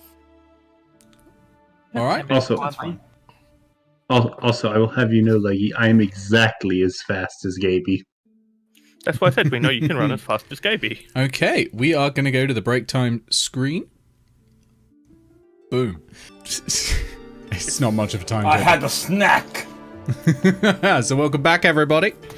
I was eating, so I was very grateful for those extra 5 minutes. So where we left off is that the party are continuing along the tracks to get to this meeting point here before the carriage laden with silver to pay off a rival nation gets there so that they can ambush it. But meanwhile, Ayo is taking a quick jaunt, hopefully only a day, to try and recover a very precious item to Greenmane, which is his book. Of riddles. Of riddles, yes. So we will do those two separately. Can I get a D6, please, from Ruzad, and can I get a survival check, please, from Ayo? 4. Okay. Gotta let my thing open up. Okay. Because Astral Tabletop is totally a functional website. Ruz, you see a column of knights on the road heading your way. They're walking along. They're flying a pretty high up banner, and on it is 3 yellow stars on a navy blue background. It looks like 6 knights on horseback. Their horses look wonderful, even if they have come from the desert and they're heading towards you at the moment.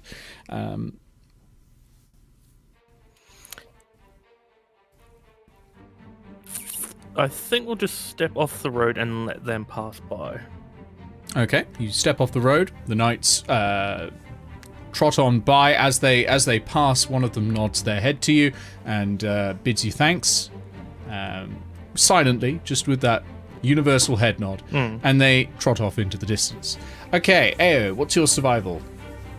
Sadly, that was a 6. A 6. Okay, so about 2 hours in, you do lose the tracks in the shifting sands. Clearly, the wind has whipped up some sand and covered the footprint. You know they can't be too far away because you're fast, and you know that the theft presumably happened in the morning, because otherwise the tracks would have been muddied with water and waterlogged. So they're somewhere nearby, but at the moment you can't find any tracks in the desert. In that case, I'm probably going to continue in the rough direction that they were going while keeping my eye out. Okay. And do you have any ability to stop you from getting lost?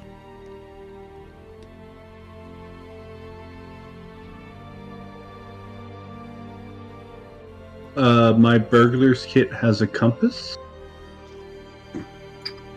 Well, in that case, I'll allow that. I'll allow that. If you've got a compass, why has a burglar's kit got a compass? But you know what? If you've got a compass, that's fine.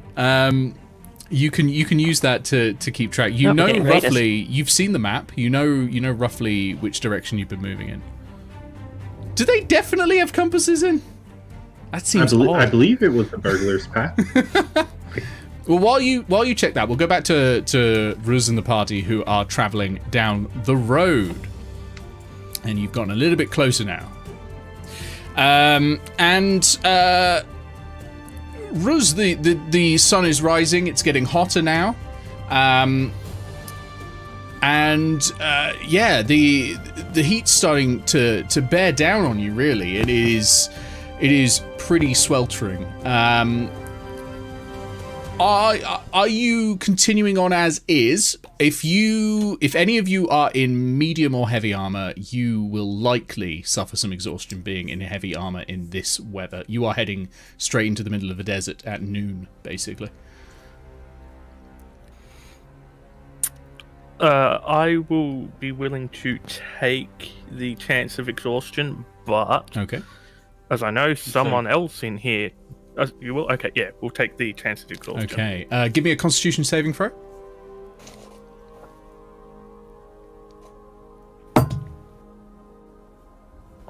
That's a 7. I'm just going to say that's exhaustion. Okay, both of you have taken 1 point of exhaustion. Grounded, I think you're in light armor. I presume as a rogue, so you're all right. Everything's pretty breathable. Leather armor. Yeah, I mean it's leather, but it's got it's not full plates keeping it in like a microwave. So comparatively right. It's gleaming, so it's definitely got barley sweat on it. Yeah. That's true. Yeah, you have a gleaming armor, so you're constantly fine. You don't get the coarse, rough sand that gets in everywhere and makes everything awful and adds a terrible romantic subplot to your sci-fi movie. And you're feeling great, honestly. You've got self-cleaning armor. You're in the desert. It's a warm day, but you're dressed for it. But yeah, Ruz and Greenmane, you are sweating buckets in this thing. And yeah, 1 point of exhaustion each, please. Okay, and I will have a d6, please, from Ruzad. Where do you mark those on dust from up anyway? You tend Also, not to. I was wrong.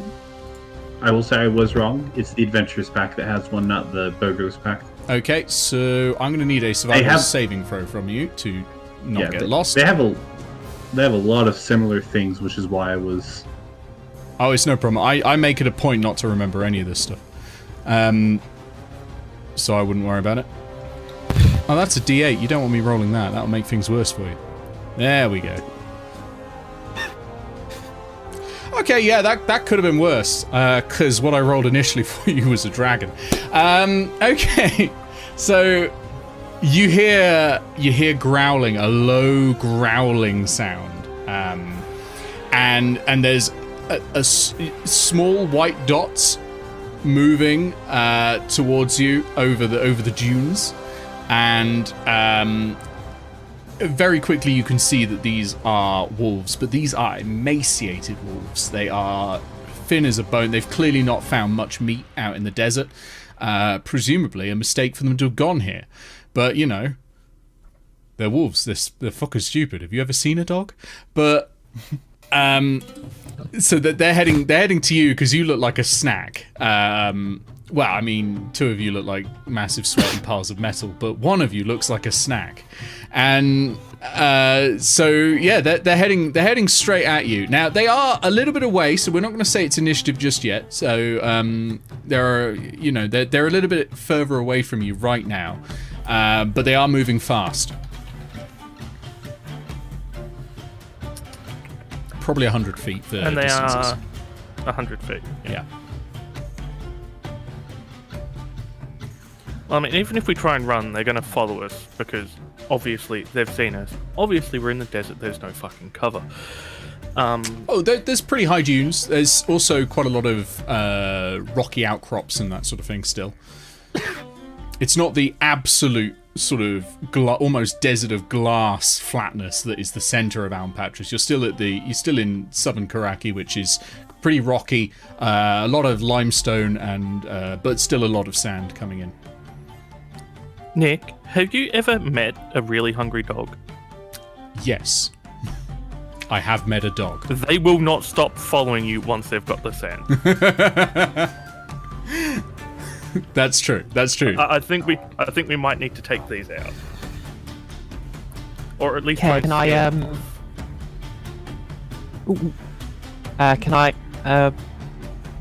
have they seen me specifically, or?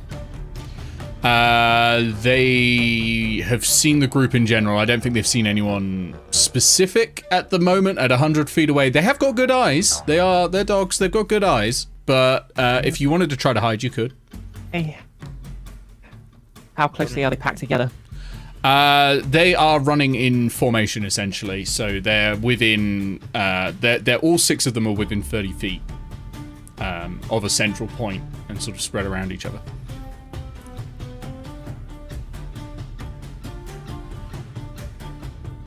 Okay, How happy so would you can have I? felt if you had killed a soul with a dragon?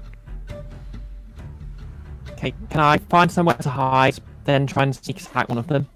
Okay, so there's rocky outcrops, there's dunes, so you can hide behind one of those. Roll me a stealth check, please. And if you are attacking, let's give you a map, because hell, I made these for a reason. Okay, that's 15. I'm going to move you here as well, Ayo, so just obviously just because it's one button for me to do that. Also, for that saving throw, that was only a 4, so... You are currently lost in the desert. This might have not been a good idea, Ayo. Okay. I've had worse ideas. There's I've failed at there's worse the 3 of you. Ooh, lock that in place, and then I'll... I mean, yeah, you're probably still doing better than Ruse, so... What's going on there? Oh, that thing. Yeah, side window. Okay, and let me just bring in some wolves. Do-do-do-do-do. Yeah, so this will answer my question of how many are we actually facing. 6. Yeah, that should probably be doable. I was hoping they would be just nicely in the thunder ray formation. Oh, that bit's... Nope. I dragged the wrong one. I dragged the dire wolf by accident. You don't want that. You don't want that. No, we don't. Thank you. Okay, so these are actually coming in from the south here. Now they're not this close to you right now, but they will be in a bit, and they are running towards you. So Ayo, if you want to hide, your best bet, looking at the terrain, is probably in the desert where you're lost. Over here, behind the bushes. But why would I be behind those bushes? Sorry, I meant grounded. I don't know why. I was looking at the portrait of Ayo at the same time, and my brain just went, yeah, no, that's it. That's that's who it is. So grounded, that's probably your best hiding spot, is in those bushes. So the bushes are going to be difficult terrain, and these cliffs are 10 feet up. The smaller one in the top right is only a 5-foot drop. So you could pretty much just scramble up it. Yeah. So roll me your attack, and then we'll go to initiative. Okay. I'll use my short bow just because it's got better range. Okay. And that's a 15 to attack. 15 to attack, that hits. Oh wait, is this a sneak attack? Yes, it would be. And in fact, you would have advantage. Oh yeah, so yeah, that's a 20 to hit, but that doesn't make much difference. Okay. Okay, so damage. That is 5 piercing plus 10 for 15. And also I'll use Whales from the grave on one of the other wolves. Okay, so wolf in front takes the arrow straight to the head, collapses into the ground, and isn't moving. It's dead. when I see the opening volley, can I follow that up with an Eldritch Blast? No, we'll do that bit in initiative. Because the only reason I'm doing this outside of like a surprise round is because there are going to be potentially some events that happen based on this. Okay, Grounded, you were going to do Wails from the Grave, I believe? Yep, so that's... Wait, let me double check these. Yep, that's half my sneak attack dice rounded up. So that would be... That's just D6. D6. Okay.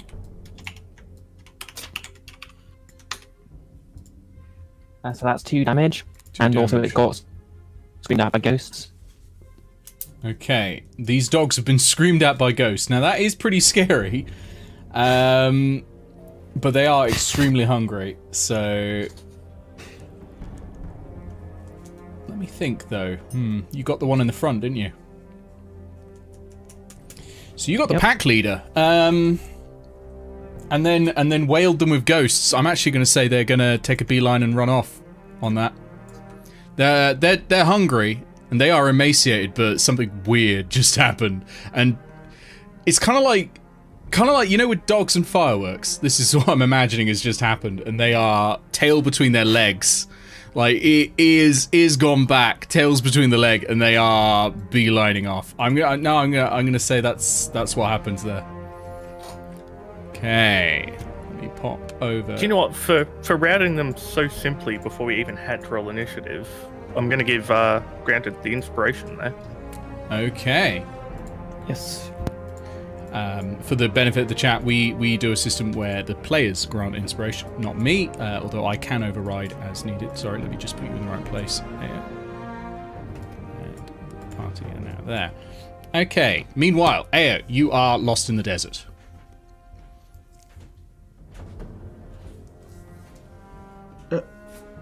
I will say the last thing I did say I was going to do was attempt to follow their path, like the general path I was already on.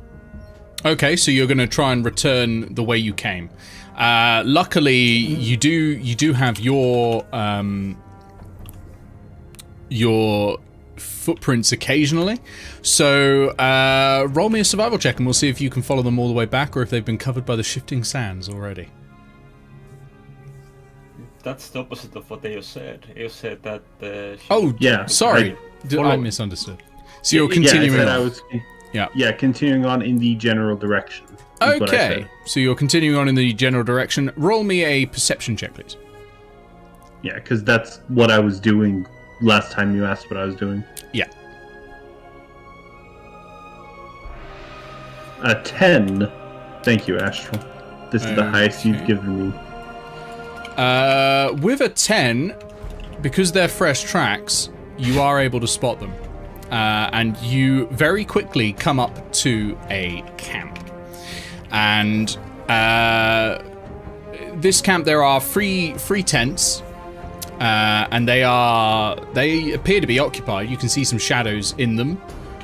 Through the way the sunlight's hitting it, going through, and you can see a couple of shadows there. There's people in there. Quite likely they're sleeping through the day because they've been busy at night. Currently you're, hidden from them. Obviously, well, there's no one out actually at the moment. They're all asleep. But, well, as best you can tell from that angle. And, yeah, you've got the drop on them for now.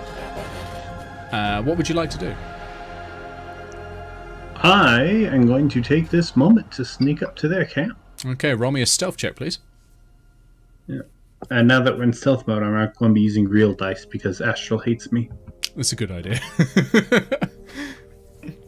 That is a 15. Wait, a 15 plus... I forgot, I can't just use the thing anymore. 15 plus 4, that's a 19. 19, okay.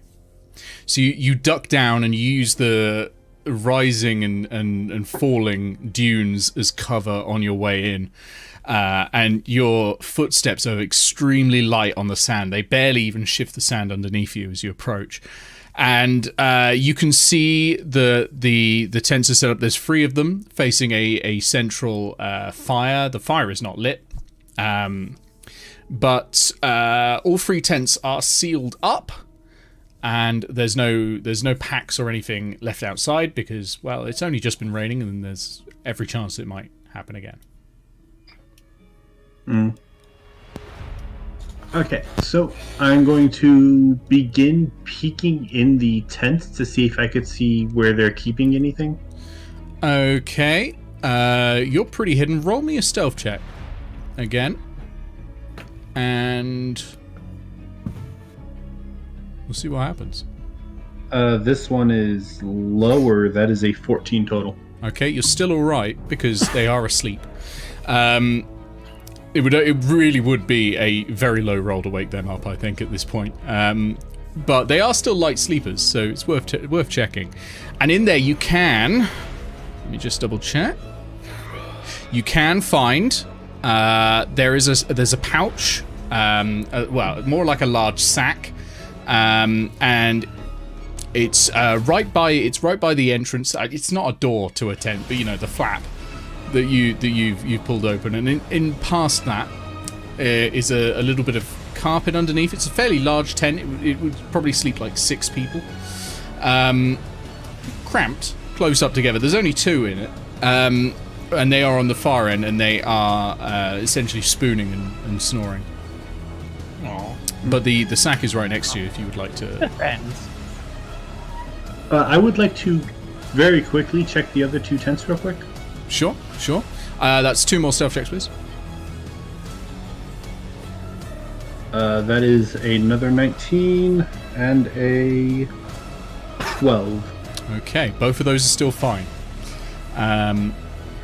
Yeah, they should have set a watch. They really should have. But they're asleep. Okay, so in the second tent, it is a much smaller affair. It's a single-person tent.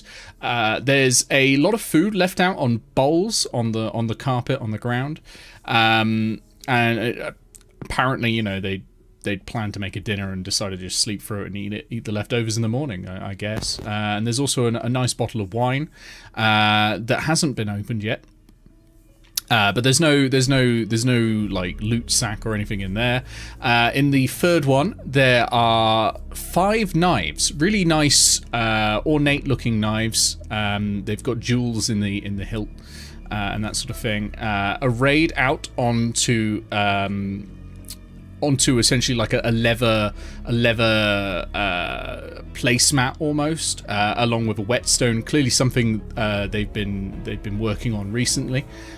Sharpening it. Okay, so it's still fairly bright outside, yeah? Oh yeah, it's only just gone midday, so it's probably about 2 p.m. equivalent. Okay, awesome. I'm going to, before I do anything, I'm going to light one of my torches. Okay. And just like have that on the sand somewhere nearby. Okay. First, I'm going to attempt to take the knives, Okay. then the wine, and then the pack, in that order. Okay. Start with the most important thing. Okay. Yeah. So with the knives, And you're able all to of just these, take them. I'm going to be to prevent like too much noise from being made. I'm going to be throwing it into my very nice top hat of holding. Okay, so you're gonna drop the knives into the top hat of holding. Be careful not to put that on your head, or that will be a mistake waiting to happen. As 3 daggers fall out onto your head. Not something you probably I believe they only fall out if you reach in to grab it. Then you're all all right. Okay, so you pop those into the top hat of holding, over into the second tent, which I should clarify. This is not something I've homebrewed. This was a bag of holding that has been sewn into a top hat, and specifically using downtime to get this done. And into the second tent, you managed to pop. I have no money anymore. And in the third tent, you see there's this sack, and as you reach in, you do find that on the top as the most recently taken item, is a book, it's a pretty weighty leather tome. And it is, Light yellow. Yeah, it's bright yellow, and it's got a sort of children's doodle on the front. And yeah, that appears to be a book of riddles, as best you can tell. Inside the sack also, though, is some bracelets. So free silver bracelets, each one with a ruby in it. They're going to be worth 50 gold pieces each. And also there's just some real sundries in there, like cloths and really nice sort of dresses and clothing and that sort of thing. Sorry, give me a moment. I'm typing all this out. So some really nice dresses. Are they in Corin's size? I'm pretty sure nothing is in Corin's size, specifically Kenku, possibly Owlbear.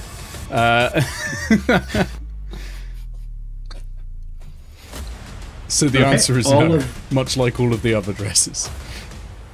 All of that into the hat? Okay, all of that goes into the hat. Is there anything else you'd like to do? Yes. I'm going to take the torch that I lit earlier and throw it into the tent that has all their food. Okay. I'm going to light that tent specifically on fire. Okay. And then make my escape. So the sleeping person in that tent is going to immediately wake up and start screaming about fire. Now, you are fast, though. You are very fast. And within 6 seconds, you are...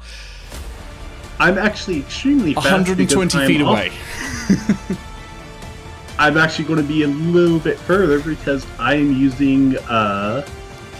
Oh, you're using your Valiant Escape. Dice. Your Valiant Escape. So you are padding along the sand as fast as you can. Now, bear in mind, you are leaving a track, but you are going absolutely beasting across the desert.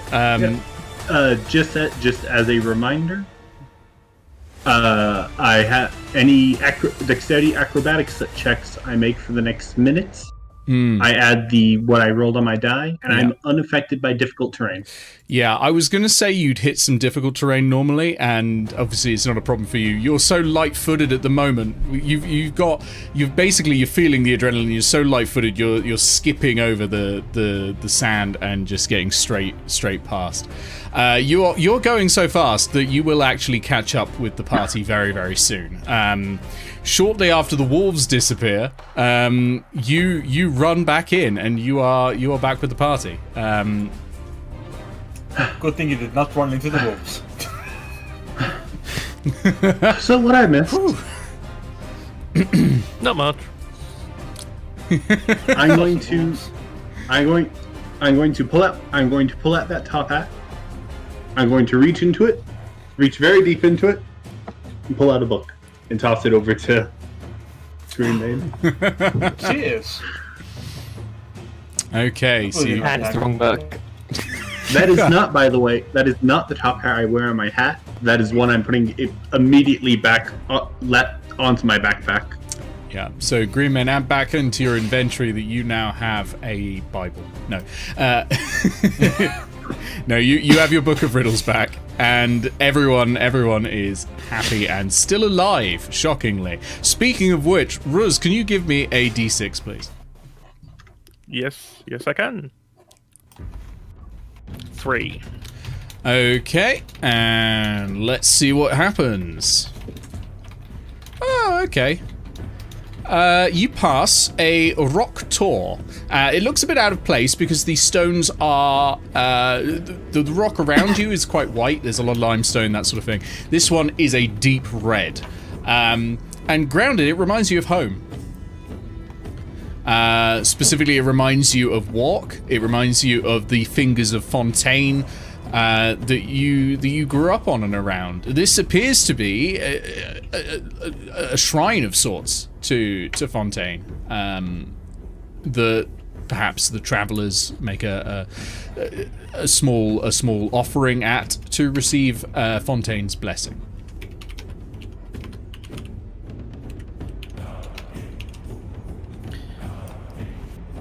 Oh, we're still on combat music. I've just been jamming out to that. I've been listening to churches because I don't get stream music. Because you're not sharing it with us. I will eventually. I'd need to sort it out though. Yeah, you just need to sort it out.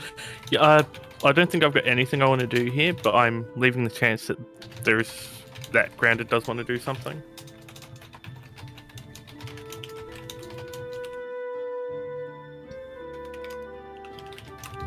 Okay, so I just look a bit closer at the shrine. Do I see anything? You can see a few offerings left there.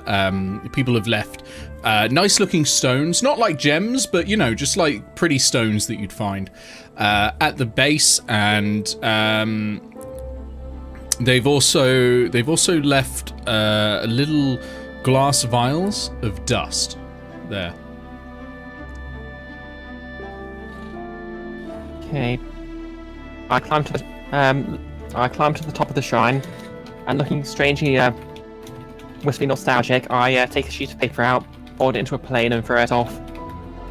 Okay. Sure. I'd give you inspiration for that, but you've already got it. And the reason I would give it is because it is related to backstory. Yeah. And okay, you move on, and the sun is starting to set. You are nearly there. You reckon one more day, and you'll be right at the crossroads. I do recommend we probably give that extra push tonight, Yeah. and Okay. then just to get a bit more distance, because getting back that book may not have been the friendliest of encounters. Okay, if you want to push on to the place, it will take 4 hours of extra pushing. And that will be 4 constitution checks. I thought you reckon said we it was Save your just... checks. You could obviously I thought you said it can was- continue pushing unless you get a dangerous level of exhaustion and then Yeah. stop. I was just recommending to just do that that extra hour. Yeah, the extra push, and then we're only 3 hours away from the point. Okay. Well, Constitution saving throw, please. And it'll be an Okay, 11. this is saving throw, so it's not a disadvantage yet. Yeah, they could take the armor off, Okay. couldn't they?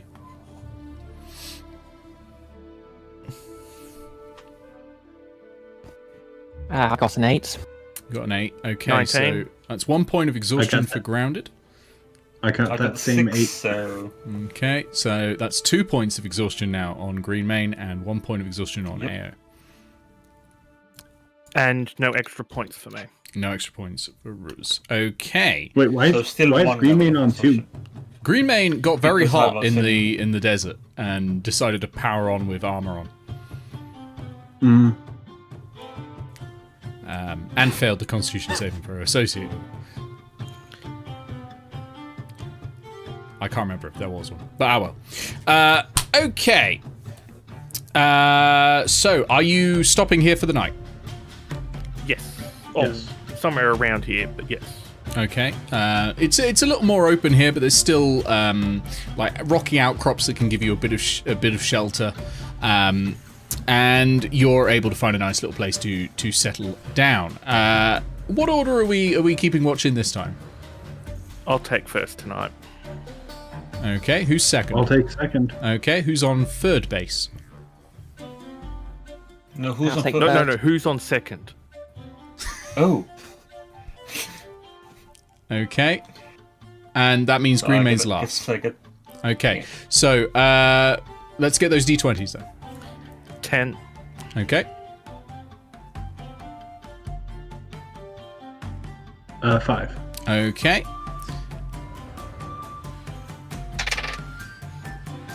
I got a critical 1. Okay. Let me have a look and see what happens. Can I get a perception check, please?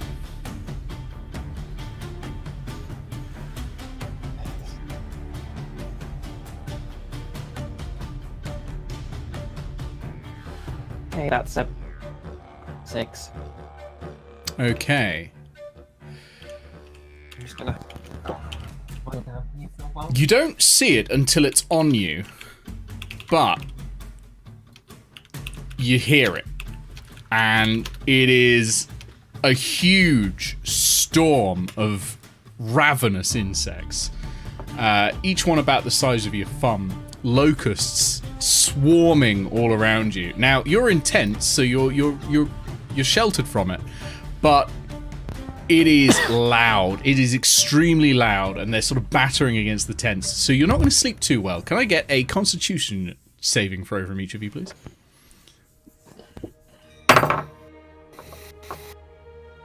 18. Okay. 9. 9. Okay. You're not going to recover any exhaustion tonight. Okay, I got a 19. You slept fine. 18. You slept fine as well. Sorry, 19. And Yeah. so all apart from Greenmane will recover from 1 point of exhaustion. Greenmane, I'm afraid you're still at 2 points. Come the morning. But we will need your D20, please. For the morning shift. That's a 2. Okay. You are fine this time. And that's because I reset the difficulty every time something bad happens. Okay. You wake up and groggy, but still relatively okay, and you're ready to push on to the final ambush point. Can I get one more D6 for the road? You can. And does my having halved speed affect this? Or only combat? You're going to arrive there later in the day, I'll say. Yeah, I think we're close enough. It's just that just Theoretically, try and catch if up. Corin were here, you probably would have been strapped to Gaby by now. Okay. So you are probably fine. Gaby can carry you, and has actually now been receiving rider training. So you can basically be strapped to the back of the hyena, and you'll be there. So I don't think we'll have to worry. You'll get there normally. Sorry, what was the number, Bruce? 3. 3. Okay, excellent. And one last one. Okay, as you're approaching, you pass a withered, gnarled tree.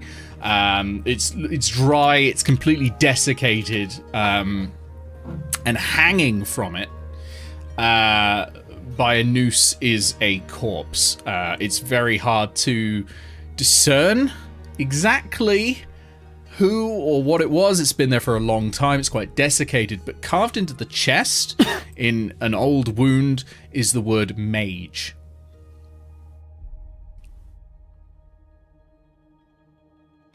Can I sense any Very ghosts? poor bastard. You can't sense a ghost, so whatever happened, the ghost is either something else,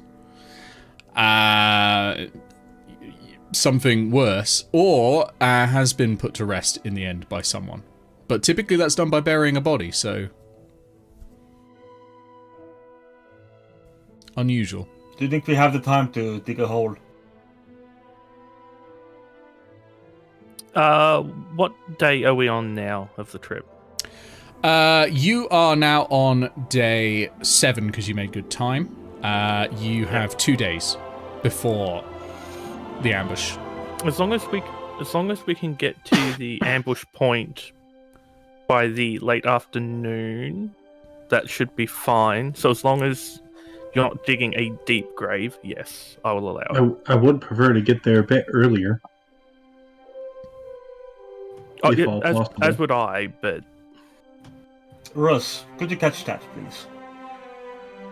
can I what? Catch that. Body. Oh, I can try.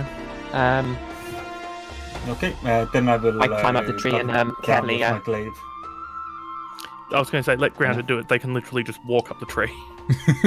That's a Yeah. point. Grounded But climbs. Grounded, you climb the tree. I and always have a glaive out, so... You cut the old. the old rope, and the corpse falls. Ruz, you grab it, and it is desiccated and dry. It's extremely light. It's quite easy to grab now. Clearly, you know, vultures have been at it and that sort of thing. But you're able to catch it as it falls. The main reason I asked Raz was because I was planning on getting it down with the glaive. But yeah, in that case I would probably have help catch as well. So, Ruz, add to your inventory 1 desiccated corpse. And I carried over my shoulder by the rope. Yes. Okay, what type of terrain are we on? Is it very sandy or? It's very sandy, yeah. Yeah. So if I fired a thunder wave towards my feet, it should clear away some of the sand? Bold. Towards your feet. Well, not directly towards, at a slight angle. Okay, at a slight angle to push it away. Yeah. Absolutely, absolutely. Sand automatically fails saving throws. I don't know if you know that, but yeah, that wasn't why I was asking. You I was can asking if there was enough sand, it would actually work. You can blast the sand away. Yeah. It is, however, I see. Sand, however, always has advantage when making a stealth saving throw to get into your boot. unless you're blown grounded. My feet off. It would have been I threw myself into the air. Okay, so you've made a hole. It's sort of quite a wide, shallow hole, but you've certainly made a hole with Thunderwave. I mean, I did say we weren't digging a deep grave. True. Yeah. So I presume you're popping the I'm popping the body in the hole. Yes. Okay. Are you leaving it in the hole, or are you going to fill it over? We'll fill it over. It won't take as long. Okay. If we're just filling it back in. That'll probably take about an hour, unless you have shovels. Can I don't think use an action to make a shovel? Are you going to hexblade a shovel? Are you going to become a hex shovel warlock? I mean, yes, wait. That's what I was asking. If I could. To be fair, a glaive is would already my patron a agree functional to take that shape? I believe the hexblade can make tools as well, something weird like that in the wording. I'm gonna say certainly you can make a weapon that looks enough like a shovel that you can make a shovel. Yeah, I was gonna say keep in mind the monk's spade exists. Yeah. That's true. The spunk made. And that is a weapon, so... So, yeah, you've made a shovel and now have nominated yourself to do all the digging work. Give me a Constitution save. Constitution save again? Yeah, you're doing it in heavy armor, medium armor, in a hot desert. That's a fair point. That's a 12. Okay, that's alright. That's okay. No, I will also argue extra. that the closest weapon in the player's handbook that you can make to a shovel is, in fact, a glaive. The glaive is not in the handbook. It's not? No, the halberd will be. We pissed around with pike. But yeah, you're able to cover it over. It takes, because you've got a shovel, it only takes about 15-20 minutes to cover it over. It would usually take less time, but it is a very wide pit. But yeah, you've made good progress, and it's still pretty early in the morning. It's mid-morning now, and you're able to push on, and you finally get there. And because you've arrived so early, you get quite a good ambush point. You get plenty of time to look around for a really good place for an ambush. And because I'm a very kind and generous DM, I've made one for you. So. Oh yeah, the glaive is in there. Question. I don't know why Nick told me it wasn't. I completely forgot about it. I probably asked you if it was in there.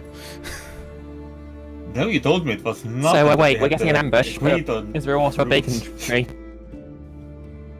Oh, terrible. That took me a second there, the ambush, yeah. So you find an area that is surprisingly verdant at a crossroads. And the path travels along the bottom from the east to the west. They'll be coming from the east. You think they'll actually probably head south at this point over here and head into the desert there, and that's probably where you'll lose them. So this is the sort of last chance to catch him, but it's also a very good ambush point. You've got a lot of high vantage points. You've got a lot of places to hide. You've also got a lot of time. So if you want to alter something in this area, you can. Obviously, we'll have to draw it on with the drawing tools, but you can. Yeah. You've got a shovel. You can do some digging. You've got whatever else you've brought. You've got time. And in the top right, whatever else you brought, Nick, we ran light. We brought nothing. Well, you got some tools. So, Nick. Can I place my hunter's trap on the road? Absolutely, you can. Yeah. If you I was going to use your drawing tools to put where that is. Trap? Probably not. What was that? Sorry, Greenman. I was wondering we pick if up the bear trap, but we've been running it. That if it goes in combat, we just hand waved away. Yes, you picked up the bear trap and didn't leave it behind. Oh no, this one is a second bear trap that you gain. Oh, this is the one the druid was caught in. But yeah, that's what I was asking about. Grounded definitely has the one that she has in her inventory. So yeah, if you just draw. It should be on the left-hand side. I think you can hit B to enable them. Let me just double check. It's for some reason for some reason drawing permissions were off for only you. I have no idea why. Okay. So that should let you draw now. Would anyone else like to set up anything in prep? You've got 2 days, so anything you could fit into 48 hours. What I was going to say.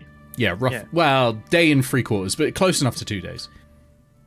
What I was going to say is dig this area out a bit so that if anything does try to come through, it's going through really rough terrain. Okay, you can make that area difficult terrain, absolutely. During these 2 days, I would actually like to do some general scouting in the area ahead. Sure. Probably up to like half a day of travel ahead. Just see it like a general idea of when they will be here. Okay, you're going to head into the Shifting Sands. Wait, are they coming from the sands or are they going from the... Oh, sorry. Do you mean on the journey ahead that they would then be taking, or do you mean in the direction they're coming from? In the direction they are coming from. Okay, so you're heading... Yeah, okay, that's fair. You can head off east following the path, and you can get some idea of the layout of the terrain. Yeah. Roll me a survival check, please. It won't be for getting lost, don't worry, because you're on a path, but... Thank you. 14. 14. Okay, so but that's not all. Like, not only like to get an idea of the terrain, but also to get a general idea of where they are. Like, I'll be doing that until I see them, then rush back, as well as numbers. Yeah. Okay. So where you are currently, it's a ravine, but that does flatten out after about a mile in that direction. And becomes sort of slightly more open savanna and desert that you're already familiar with.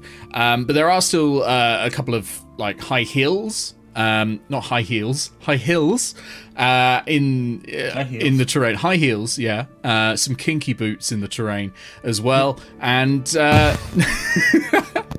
But no, so there's you find a couple of old shrines as well, and an old crumbling limestone temple in the desert. But eventually you see them on the horizon. You can see one large wagon, and you can see a number of people flanking it. So give me a perception check, and I'll see how much you can see. Perception. 19 plus 1, so 20. Okay, you can make out that there are 6 knights. You can tell from the way their horses are very clearly war horses. You can tell by the way that they are clearly well dressed and all that. Even though you're looking from a distance, they're not wearing their armor because it's fucking hot. But some people are smart, and they're smart, but they are. There's 6 of them. They are well trained. They're probably, if not Garaki's best, they are going to be pretty high up there. Then this is an important mission. The fate of Garaki's hopes hangs in this balance as well. Okay, so before I head back, I'm actually going to generally keep an eye on them for maybe an hour or so to see if any of them would go off to take a piss or something real quick. Okay. They're staying on the horses for the next hour, certainly. Eventually one does get off to take a piss, but kind of does it straight in front of everyone. The thing about knights is they don't give a fuck. They don't give a shit. Yeah. I mean, most of the time they're shitting in their armor. So they, Speaking from experience, there are we, Nick? I don't do it in armor. I just do it in my jeans. Unfortunately.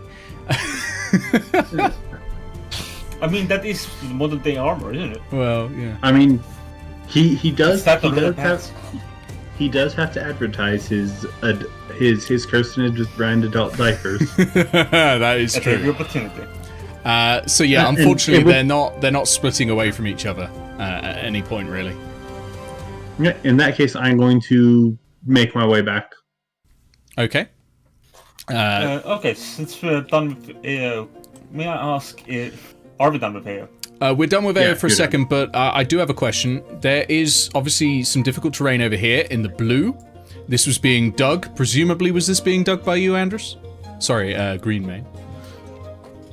I guess Ross put me on the job. Yeah, I will not be wearing armor during it. You're not. You finally learned to take the armor off. Okay then. But we are actually static for a while, so I don't have to have my armor with me. It That's takes true. 10 minutes to take the armor off, and it takes an hour to put it back on. Isn't that with heavy armor? Just Oh, I just thought you were explaining wearing that heavy armor. dot up on the No, I've got hill the- there. Hold That's on, just hold the on. Hopefully Sorry. I'm going to Ruz. yeah, and just explaining the dot up here. That's where I'm going to be when we set up the ambush. Okay, you're climbing up there. Yeah. Okay. Also, what is the drop from that? So the drop from that is about 80 feet. This one's a particularly high one. How are you climbing up there?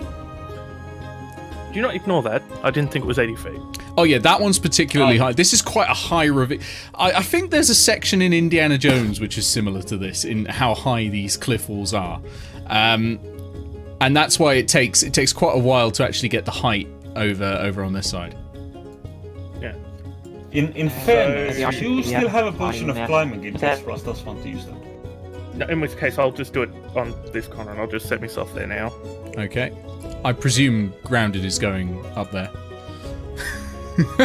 Absolutely. Grounded, who can literally just walk up the wall, doesn't have to try and climb 80 feet in chainmail. Okay. Also, so let's set you up there. I scattered some caltropes where I'm marking here. Okay. My tea They. bags. I don't know what happened there. That's all right. They cover a 10-foot square, I believe, caltrops. So yeah, you can have. Yeah, I've got two bag 20s. That's two 10-foot squares. Excellent. Where's the second one going? I mean, a 10-foot I square. thought I would already be- put that down, covering two squares. Yeah, no, each square's 5. Each square's 5 feet, so you can do that with one Ah, set of yeah. caltrops.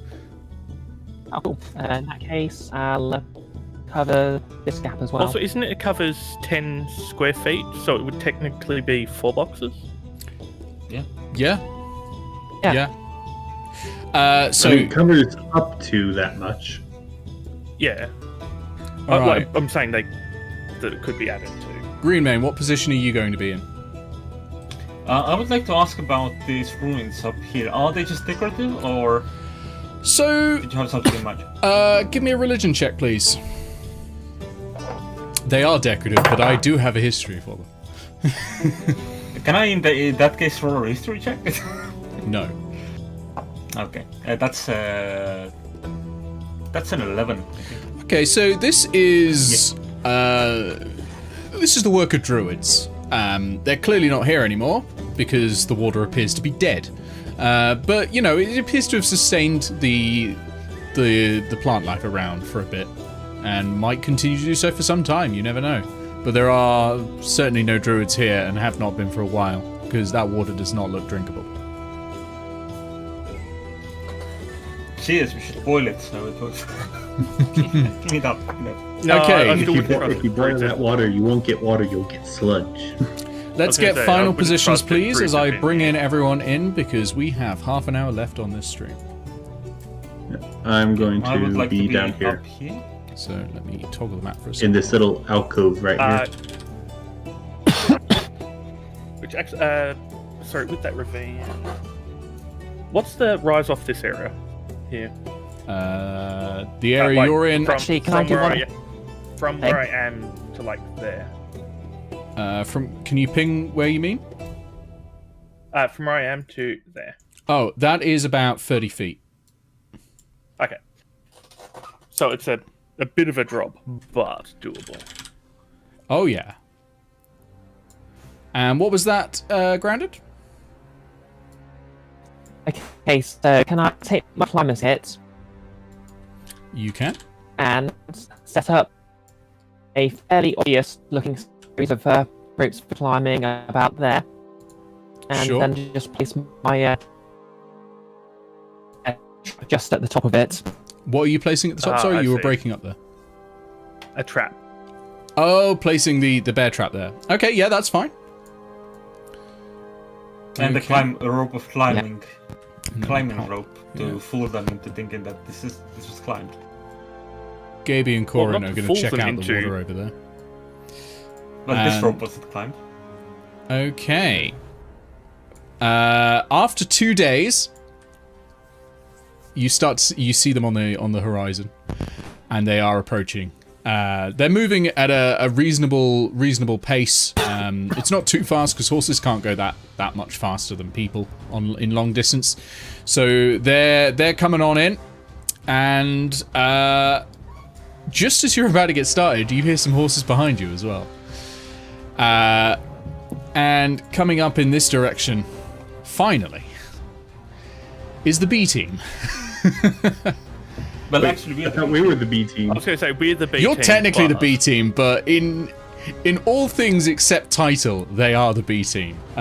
So I'm gonna bring in some quick creatures to act as people. I like when a plan comes together. And I bear in get that mind, inspiration for that. I'm I going to like deny how- that one because it's literally an A-team reference, and not particularly, not particularly anything else. I mean, we got a 5 out of It's it. all the DM.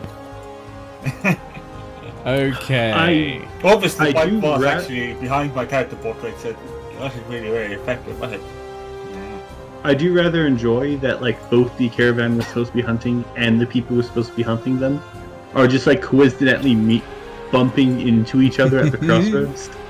It is an odd coincidence, isn't it? Yes, coincidence. Right. They ran into each other. Oh, we're supposed to be killing each other. Who's Oh. missing? Leggy, Skylar, and Brioche. There we go.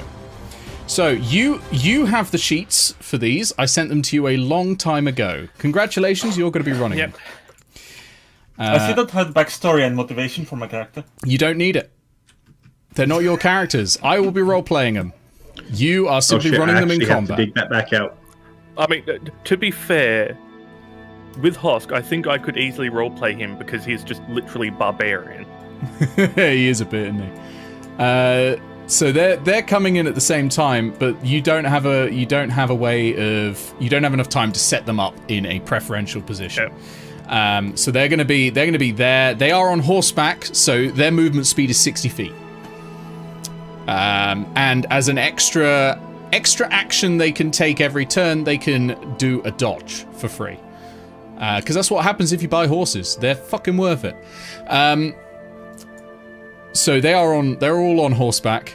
You all have their character sheets. And we're gonna roll some fucking initiative for Do saving you the world. remember when you sent that? Oh, ages ago. Ages ago. And What's we're the roll. link? How did you do I take it this? you're rolling initiative for the extra characters. I will roll for the knights. You lot can roll for your characters. You should have their dexterity modifiers. Yep. Okay, let me go for this. Cost Too far back. through. Just get the stat block up.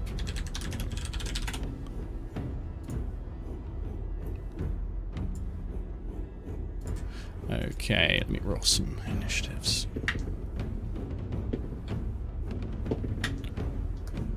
Okay. Fair spread across the board.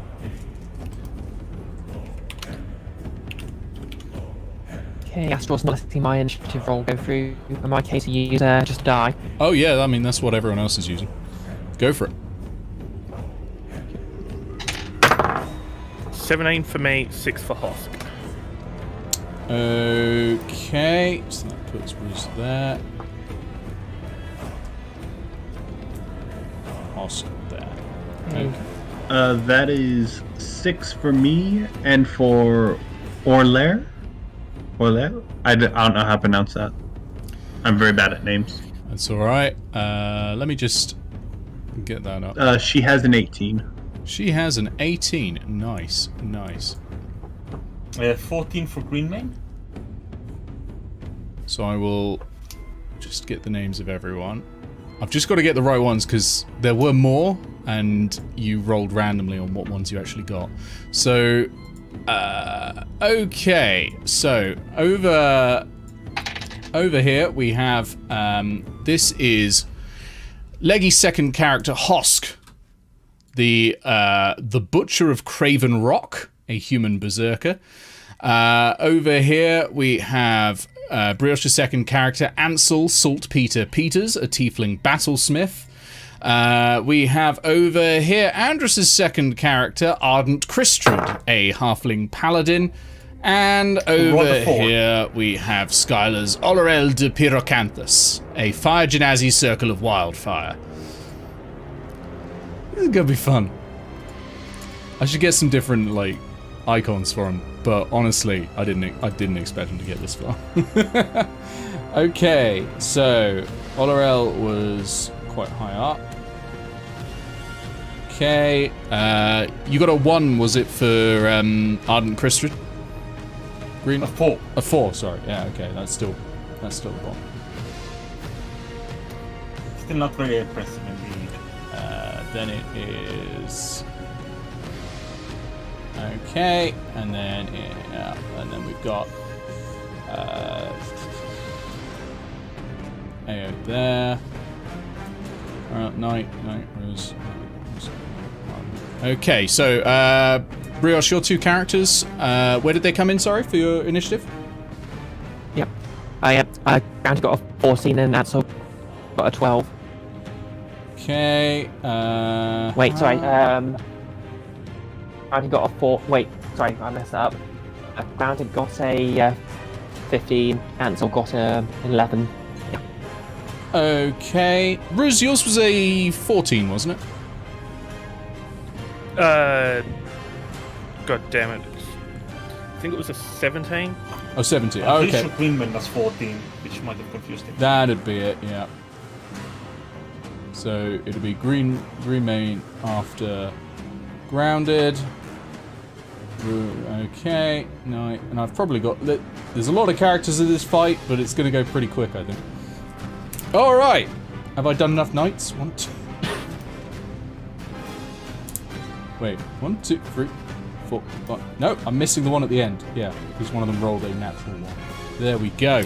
And the cart has its own initiative as it's being driven by someone. Top of the round, we have Olorel de Pyrocanthus, the Genasi circle of wildfire. She sees the pitch and shouts, "Aha! Finally! Something to burn!" And that is how villages get burnt down. It kinda is. I'm sorry, she saw what? Something to burn. Something to burn. No, you said she saw something, then said that. Oh, she saw the caravan approaching. Ah, okay. I can guess I that wonder- she does. Can I guess that that she doesn't notice any of this? She probably hasn't. No, not yet. They've arrived pretty quick. They galloped in basically for their big damn hero moment, and naturally it won't go well for them because they're idiots. Yeah. So, give me a moment. Trying to. In which case, she is going to move her full movement forward. Okay, 60 feet. 60 feet. Oh yeah, on a that's horse. right. Yeah. Just to answer your question, Nolus, this is the second set of Guild of Icons team. They are known for burning things down. They are technically senior to the players. I will say the horse did technically have to pass through those caltrops. Okay, it's going to have to make a dexterity save then. Yeah.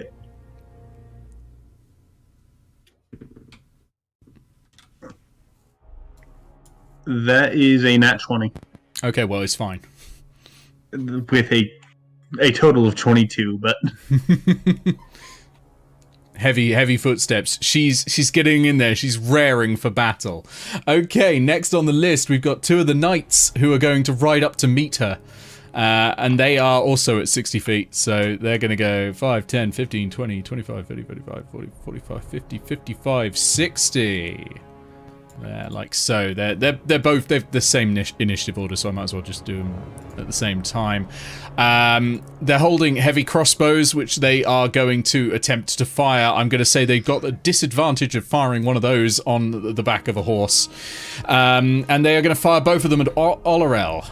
So, disadvantage, that misses. That's a 2. And with disadvantage, that's 9 plus 2, 11. So that's not going to hit either, I think. Nope. What luck. That was lucky, actually. I mean, 2 rolls. But they're much closer now, and they have other scarier things that they can bring to bear. Okay, with those 2 done, there's actually a third knight who's going to follow in and do the same. Because, and that's, it's a critical hit. There we go. There we go. A crit at disadvantage? Really? Oh yeah, no, sorry, Nice. You're right. It's a disadvantage. That's a 12, which does miss. No, very good point. Very good point. I mean, it still could have been a critted advantage. You could have rolled the same thing. It could have been. I didn't, but it could have been. This does roll a lot of 20s, this D20. Only when I'm DMing, though. Okay, with those that's knights only a done... 1 in 400 chance. What's the Ruzad. statistical chance of that? Ruzad, it's up to you. Okay, I'm going to run rounded down the cliff to there, using up all my movement. Okay, good news, Ruz. There And- appears to be a damsel in distress. You keep doing this. She's not in any distress. She's fucking loving it. Oh, I know, but you keep saying there's damsels in front of me that I'm saving. Anywho, I'm going to cast Dissonant Whispers Okay, on this one. all right. So what's happening in their heads right now? Well, all of a sudden, all they hear in their head is, water is a type of lava. It's true. That is a dissonant whisper. That's disgusting. Okay. It's a wisdom save, I But believe. but doesn't let me apply roll to that. all water. Yeah, Wisdom 13. Okay. They've not got great wisdom. And they've fucked it. That's a 10. So, yeah. Well done. 13 damage. 13 damage. Okay. So that's on the one. That was on the one at the front there, wasn't it? Yeah. So. Yeah, that's this one. Yeah, gotcha. All right, I've marked that down. Okay, Grounded, you're up next. So, I ambush. How do I wait, it's double click. Yeah, I ambush this one with my short bow. Okay. From your position, you'll have advantage because you haven't moved from there, and presumably you were all hiding. So that's a 16. 16, that's enough to hit. No, it isn't. I was Okay, reading so the wrong that- AC. You said they were not wearing armor. No, that's a very good point. They've run in not wearing armor. Hang on a sec. Their AC is... shit. Okay, yes. I was going to say their AC should pretty much be unarmored. That does hit. I've written myself into a corner. But yes, quite right. So that does hit. Roll for damage. Yeah, their AC is Okay, 8 that's a, plus their death, I believe. That's Then a plus 6 plus 7, so that is 13. 13 damage. 13 And I'll damage. also use Wells from the Grave on the one that's close to me. Okay, the one that's closest to you is the one that Ruz has already damaged, so we'll add on to that one. And the other one has taken 13. Okay, Whales of the Dead, and that's half your sneak attack damage, I believe. Yeah. Yeah, so that's a D. Oh, but I only rolled a 1 anyway. So it's still one extra. Okay, Yeah, I was excellent. going to say, you can't exactly roll below. Over to Greenmane. One question. Would my exhaustion have been reduced while we were sleeping here for 2 nights? Yeah, you've slept here for 2 nights. Your exhaustion is reduced by 2. Okay. Also, just to be clear, I have put my armor back on. Okay. Roll me a constitution. No. Don't worry. Okay. I'm gonna move down here as well. And what's the range on that bad boy?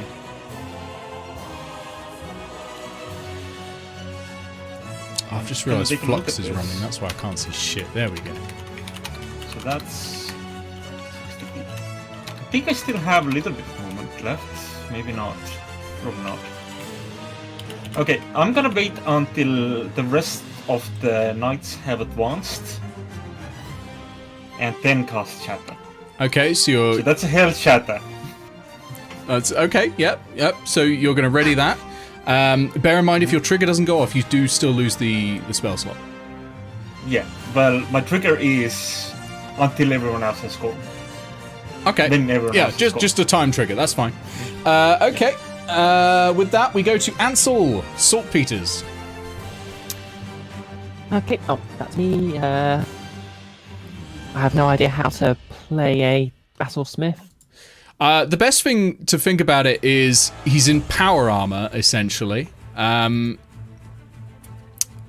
I believe he's not. No, he's got an automaton that helps him, but also he has a flying speed as he has brass wings strapped to his back. Oh yeah, fly speed 40. Frickin' artificers. He's essentially Icarus. That's even what's in his backstory, yeah, basically. I got that from his backstory. Whole escaping from a tower. Yeah. Okay, what we got? Ooh, catapult. Oh I yeah. literally can't remember how catapult works, but I remember it's quite good. I'm the only one who did Ace. not get the character backstory. He also importantly has a crossbow that can be fired twice. It ignores the loading property. He has a repeating crossbow. That is something all artificers can have, by the way. That's just something you can do as an artificer.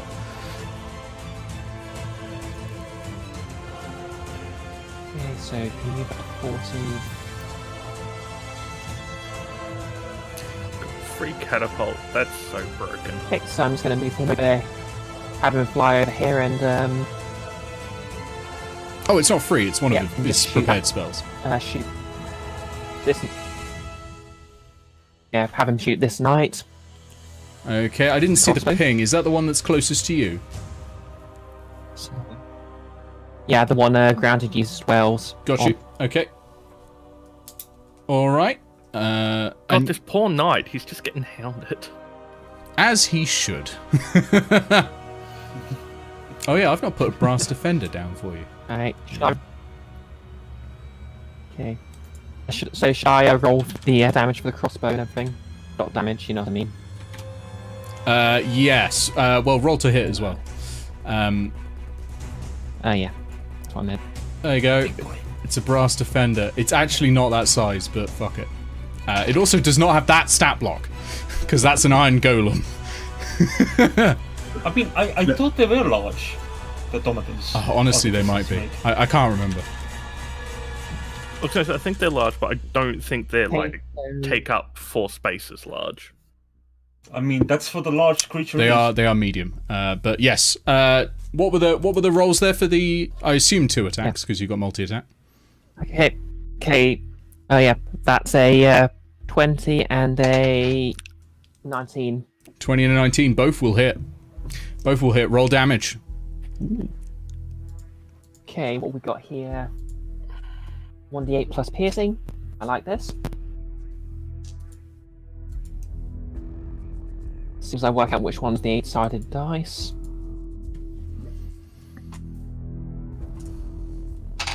Okay, that's a 5 and a 9. Okay. Wait, no, that's not. Yeah, I rolled the wrong die, sorry. Oh. Try this again.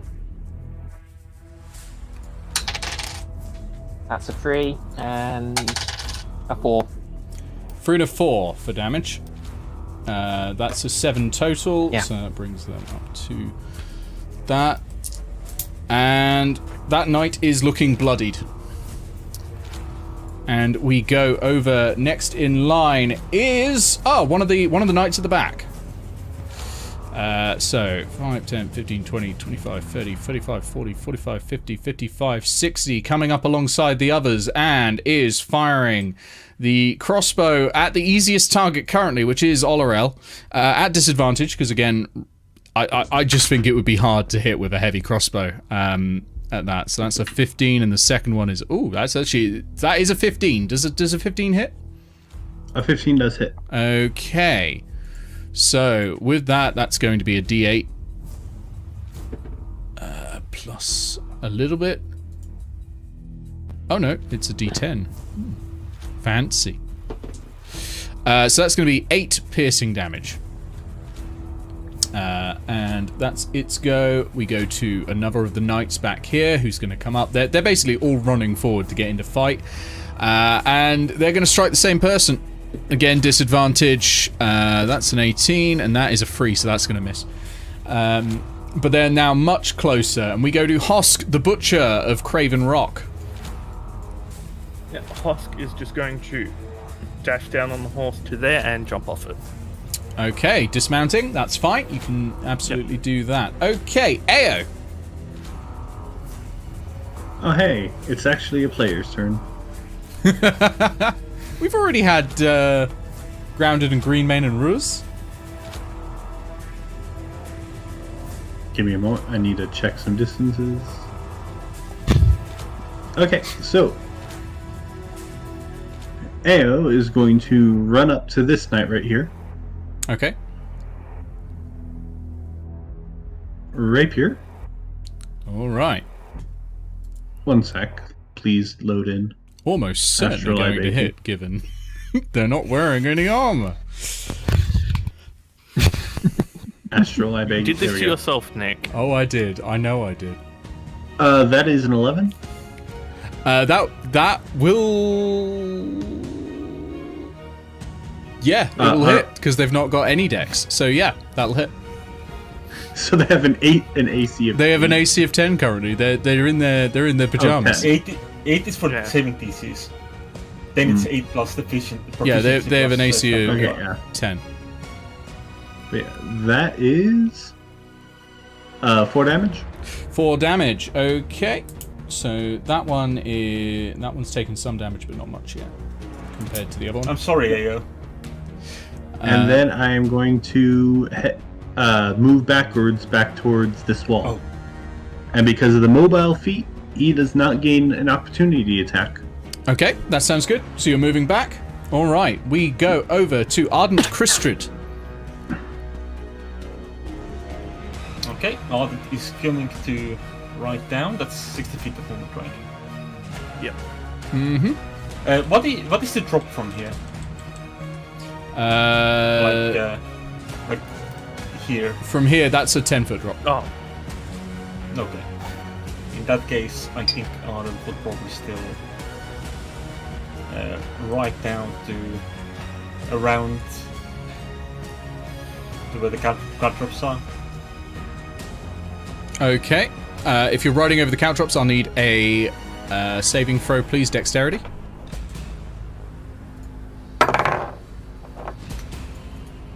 That's a 10 plus... you haven't marked the proficiencies for saving throws, have you? Many of them don't have any. Okay. In that case, it's gonna be a 12.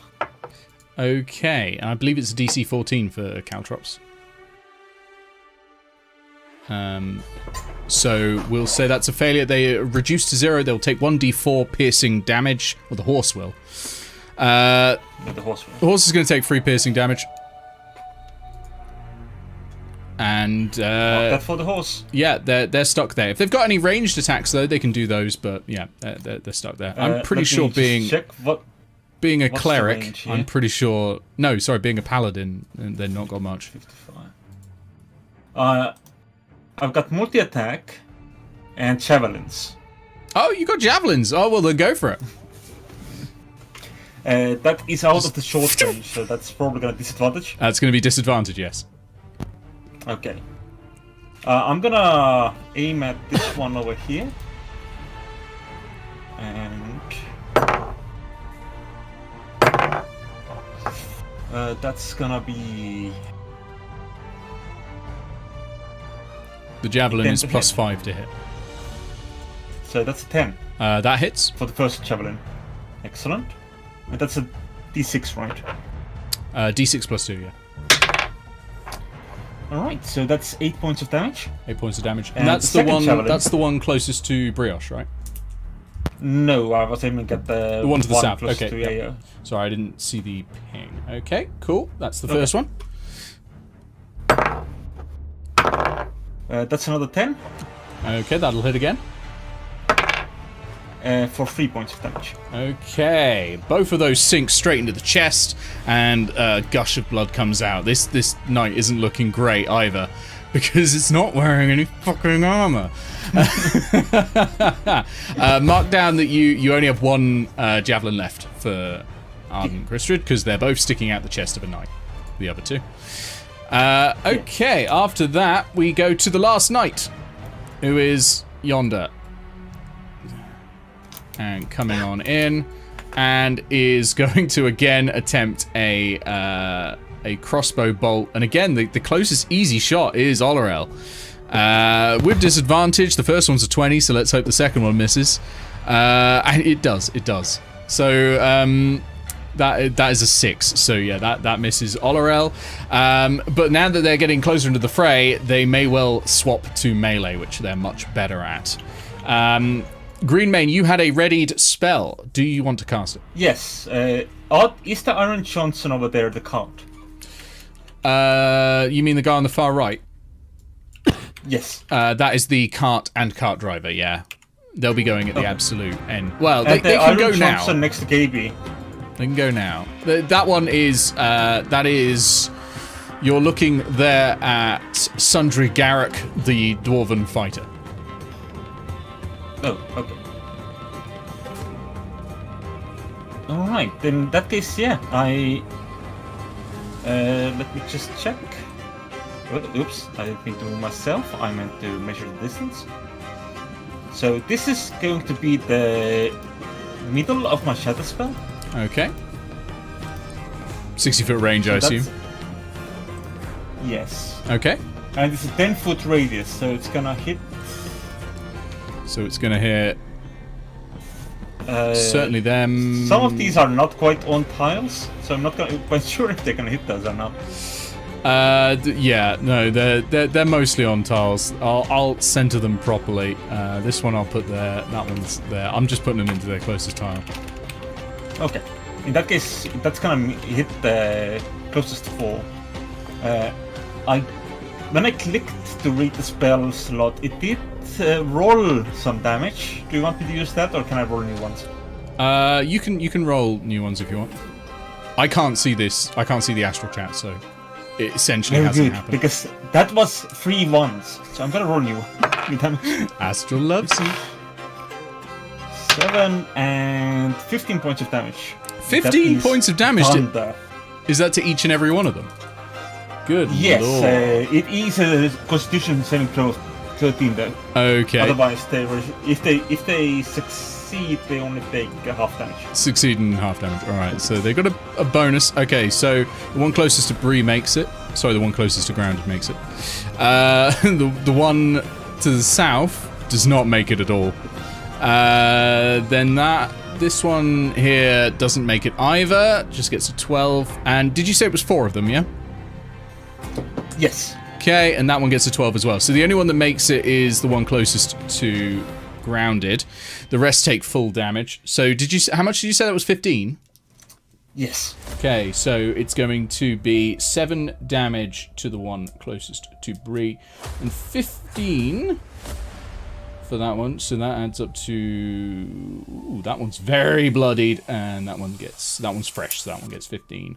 Does anything else happen on Shatter? I don't think so. I think Shatter's mainly for breaking buildings open.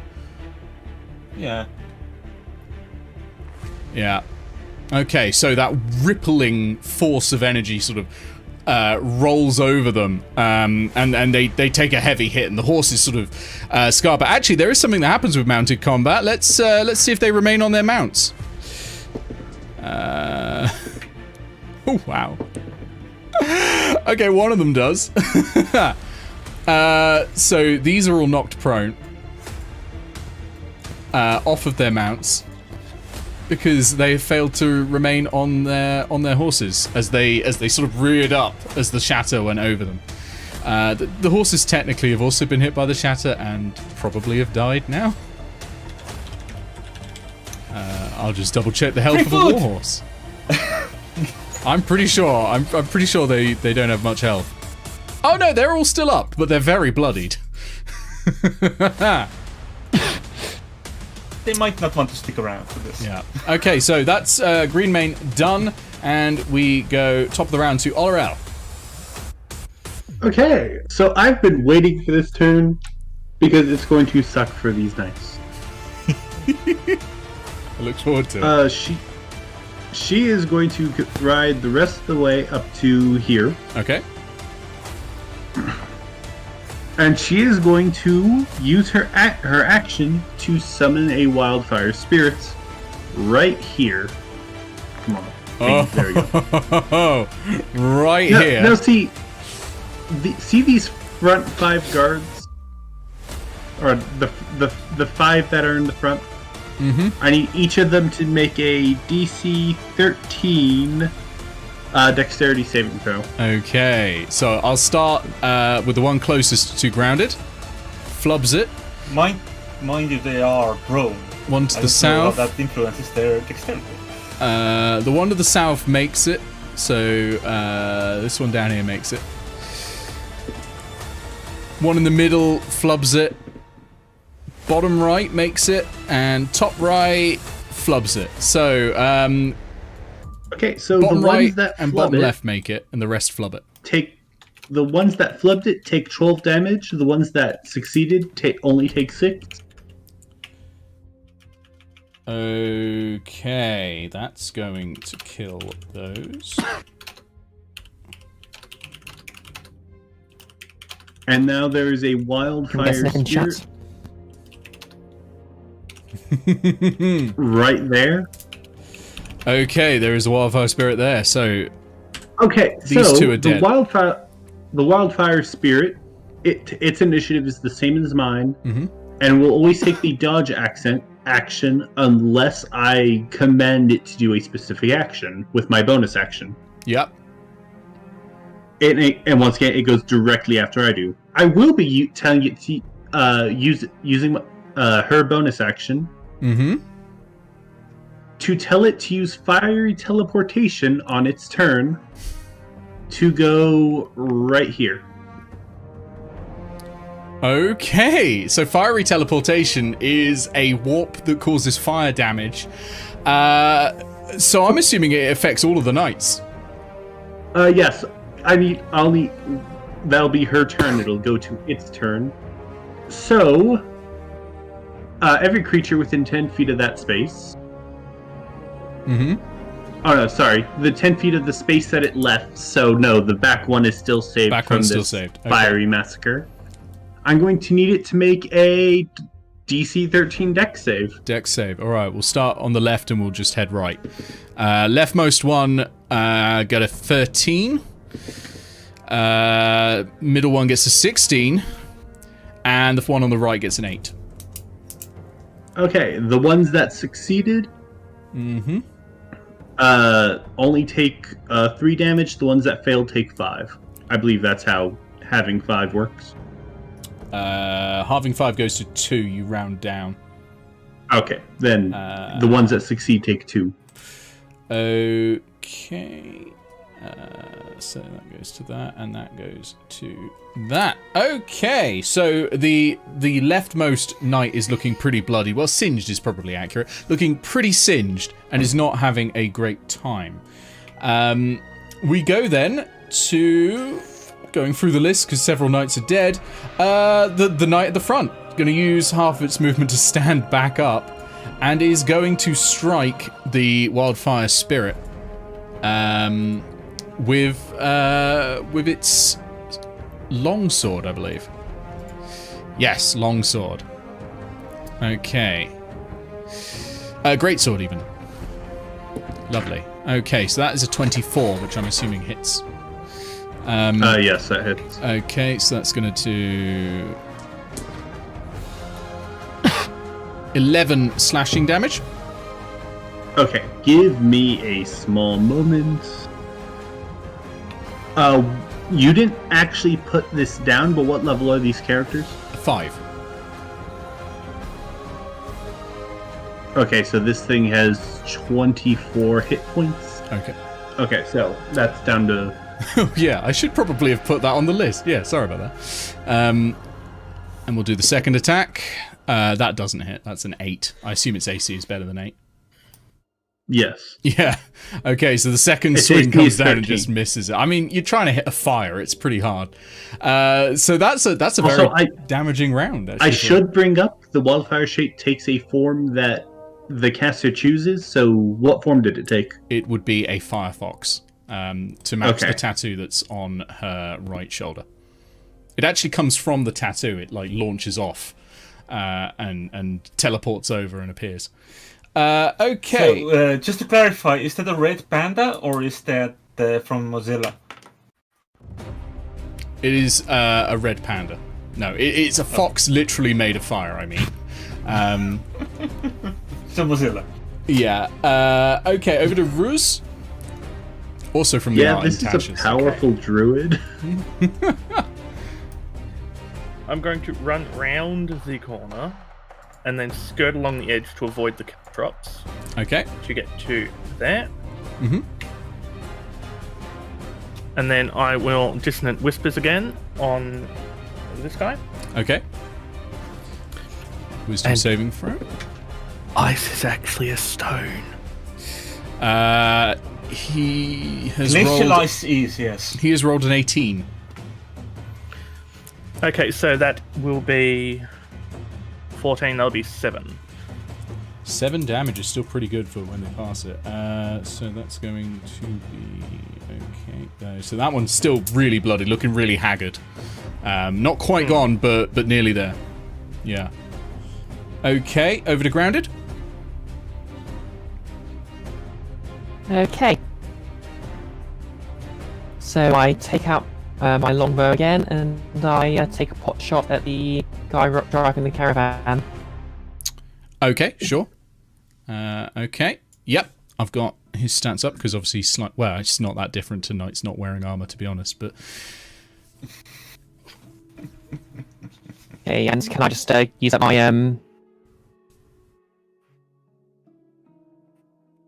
Yeah, can I just use up my action and my movement to... Oh, steady your aim. Yep, absolutely. Yeah. Oh yeah, by the way, I double checked that. That's it. Basically, I can take my action, but I have to take my action before I do an attack, so... Yeah, oh yeah, yeah. It has to be the first thing you do, that Yeah. bonus action, yeah. Yep, that... If it beats a 10, it hits, basically. Okay, fair enough. That's 8 plus 6 then. That is one dead caravan driver. Now, the caravan is in motion, and I don't know if any of you know the most dangerous man in space, Sir Isaac Newton, but an object in motion stays in motion. So we'll see what happens when it comes around to its turn. Wait. It stays in motion unless acted upon by an outside force. Alright, fair enough. Do knights count as an outside force? They will count as an outside force, We're about yes. to find out. Yeah, so that's, granted, we go over to Green Mane. How much of this have we derailed by just reminding you that you said they were By definition, armored? action. Very little, but please, hurry it along, we're running out of time. Okay, I'm gonna move down here and then over just past Raz. And I believe I can shatter right in the middle of them. Yes, you can. So Dexterity I'll get saves? or the whole bunch. The whole bunch? Okay, sure. First one rolls a 1, so that's fucked it. Second one rolls an 8, so that's fucked it. Third one's rolled a 14, which I believe does beat it. And the last one has rolled an 11. So 3 of them fuck it, 1 of them beats it. Because there's no modifier That's on a their dex. 20! Oh lord. So, is that 20 damage? Yes. Okay, so the first one is dead on the left. The next one is bloodied. The third one makes it for half damage and is also bloodied. And the last one takes the full damage and is not bloodied yet because they were actually fresh. So this one is dead. And yeah, the others are still up, but looking bad. They're looking bad. At least I used my spell slots quite well, I think. Okay, over to Ansel.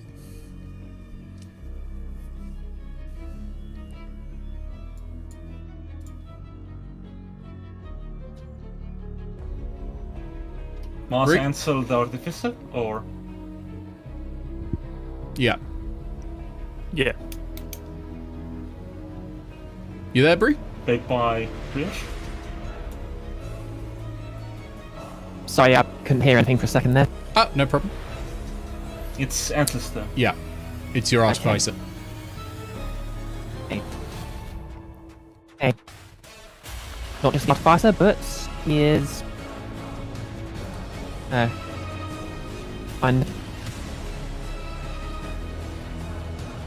so... Wait, how far... Okay, so our defenders have 60 to 40 feet.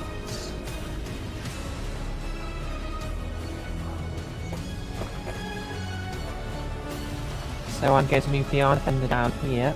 Mm-hmm. And then I'm going to have Ansel himself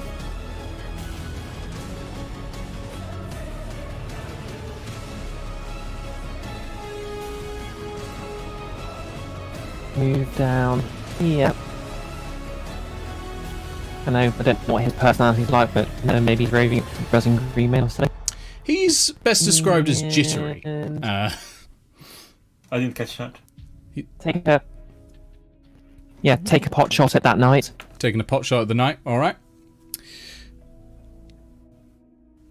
Go for it. Let's see if you can beat a 10. Yeah. Okay, so that's an 18. That does, yep. Roll damage. Okay, D8. I should remember to use a D8 this time. That's a 6 and a 2. Okay. Just checking I've got the right one. Yep, good. Yep, okay. So that makes it 36. Alright. Is that both attacks? Yeah, that's both the attacks and the crossbow. Okay, cool. Sounds good. Okay, after Ansel, there are 2 knights, and they are both... Well, first, we're going to do a multi-attack on that bloody fire fox. First one misses. Second one is a critical hit. So that is going to be a lot. Likely enough to kill, but I'll just double check. 7 plus 3, 10. Oh, really? 13 slashing damage on that crit. I think that's. I believe that is accepted enough to around. finish it. Ah, I think it was 24 total, and that was 11 plus 13. So. yeah. Just enough. But that was a critical wasted, in fairness. And its turn. The other one, now freed of the evil fire spirit, is going to take some shots at Olorel again because it's the closest thing. Actually, is going to run after him. Because this one was unhorsed. 5, 10, 15, 20, 25, 30. Oh, just can't reach him. He's going to attempt to dash straight onto the caltrops because it doesn't know they're there. So I'll roll a dex save. It's an 18, I'm afraid. He's not got armor on his chest, but he apparently has it on his feet. And he's straight over, but can't attack. Use the dash to get there. So no attacks there. That is both knights, and we go over to Hosk, the Butcher of Craven Rock. Husk. Oh, I was like, I remember that okay, name, but it's...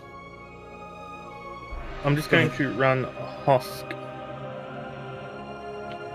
No, not mine. It'll be pretty much the same. Up to there. Okay. Yep, that should be within his movement range, I believe. Just. And I'm going to, let me bring up the sheet so I can do this properly. I'm going to attack. With So, his great axe. The first thing you're going to want to Recklessly. do is rage. Oh, sorry, yes, and rage. As a former barbarian player, let me tell you the number Yeah. of times I've forgotten to say that. Sorry. Yeah. Yeah, sorry, my mind was, I'm a barbarian. It's just... I'm naturally Rage. angry. Yeah. So as a berserker, you can go into a furious extra rage. Yeah. But you can instead do a standard one. Yeah, I'll do the standard rage and recklessly attack. Reckless attack. Okay. So rolling with advantage. Yep. What's his... So he's got a +6 for that, and that was... I'm not going to bother rolling again. 20. That was a 20. Very nice. Critical hit. Excellent. Barbarians love critical hits. It's a shame that Hosk is not a half orc. But yeah. Do you want me to roll the damage for that one, or do you want me to roll the next 2 attacks as well? Let me just double check who you're hitting. You might as well roll the damage on this one because you might kill him with this one. Yeah. So that's a d12 plus 5 plus another d12 for the crit. And then plus an extra 2 So, because you're raging. yes, it's the raging. So that is 18 plus 7. That's Yeah, that's enough. 25. That is another dead knight. There are only 2 knights left. Too bad there wasn't anything behind, because then we could have used cleave rules. Yep. But yeah, that's a dead knight, and I assume that's Hosk go. Ayo, over to you. Yep.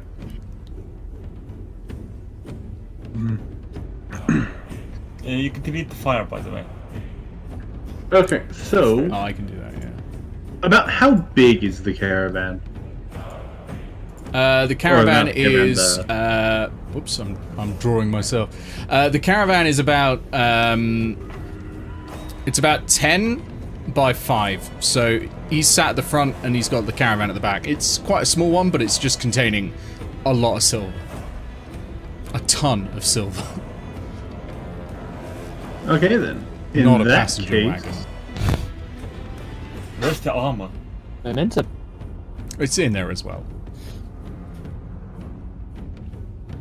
It does have a lot of momentum, yeah. There is a ton of silver about to head towards 2 unarmored knights. I'm going There's to probably an economics joke stand. in that, but I don't know enough to make it. I'm going to stand roughly right here, what I think is just out of the way of the cart, Okay. Yep. and I'm going to hold my action to jump onto the cart as it passes by. Okay, that sounds great. Okay, so we go over to Ardent Crystrid. The Ardent is going to Halfling paladin. ride up to around here. At first, let's see if she gets stuck again. yeah, give me a dexterity save. That is a 14. Oh, that passes. And then she's going to ride over to this side while throwing a javelin at this fine chap right next to Ayo. Okay, using the last of the javelins. Yep. Okay, And that is a 25 to hit, which I believe hits. that does. Yeah, oddly Just enough. barely. Oddly enough, yeah. And that's gonna be 7 damage. And I Okay. don't think I have any additional movement, so that's just gonna be the last attack. Yeah. Okay, we go over then to the final knight who's running this way. 5, 10, 15, 20 to Ardent Crystrid. You can't use your reaction AO, unfortunately, because you're using that to ready an action. Well, you can choose either way. I mean, obviously, you can do an attack of opportunity if you want to Catch drop the the ready silver! action, but you probably want to catch the silver. And that's going to be 2 attacks on Ardent. The first one is a 17. Does that hit? No. No, I didn't think so. And the second one that's a 14, so that doesn't hit either. So that's unfortunate. It's gone for the sort of post box shaped creature in the corner. Yeah, basically a Dalek over here in full plate and about 4 feet tall. Okay, it is now the cart. The cart is coming in. And it's powering along. It is going to hit this knight and this knight in the side as it comes through. I'm going to say they can do dexterity saves to pass it, but it's going to be hard. That one flubs it, and the other one flubs it. Okay, so they're going to get hit with 1 ton of silver. Basically, a massive fist of silver in a wooden cage, and I'm going to say they are going to take quite a lot of damage. Okay, they are going to take 18 damage each from that. And they are both bloodied. As neither of them were before. Okay. And of course, Ayo, as it goes past, you can try and jump on. Give me an acrobatics check, please. Acrobatics. That is a 19 plus numbers. 19 The plus exact numbers will number do it. is- Unless your numbers are negative. No, that is a 23 total. Yeah, you're fine. You're currently on the cart. So there's a dead body in the front. The horses are still powering on because if they slow down, the thing's going to roll into them as well. But yeah, you're on the cart. So top of the round, over to Can Orrel. I see the silver from here? Not from the outside, no. But it has sort of 2 doors at the back that you can open up afterwards. You can start slowing down slowly, I think. But yeah, we are over to Orrel. Oh, that's right. It goes from me to me. Okay. Yeah, So.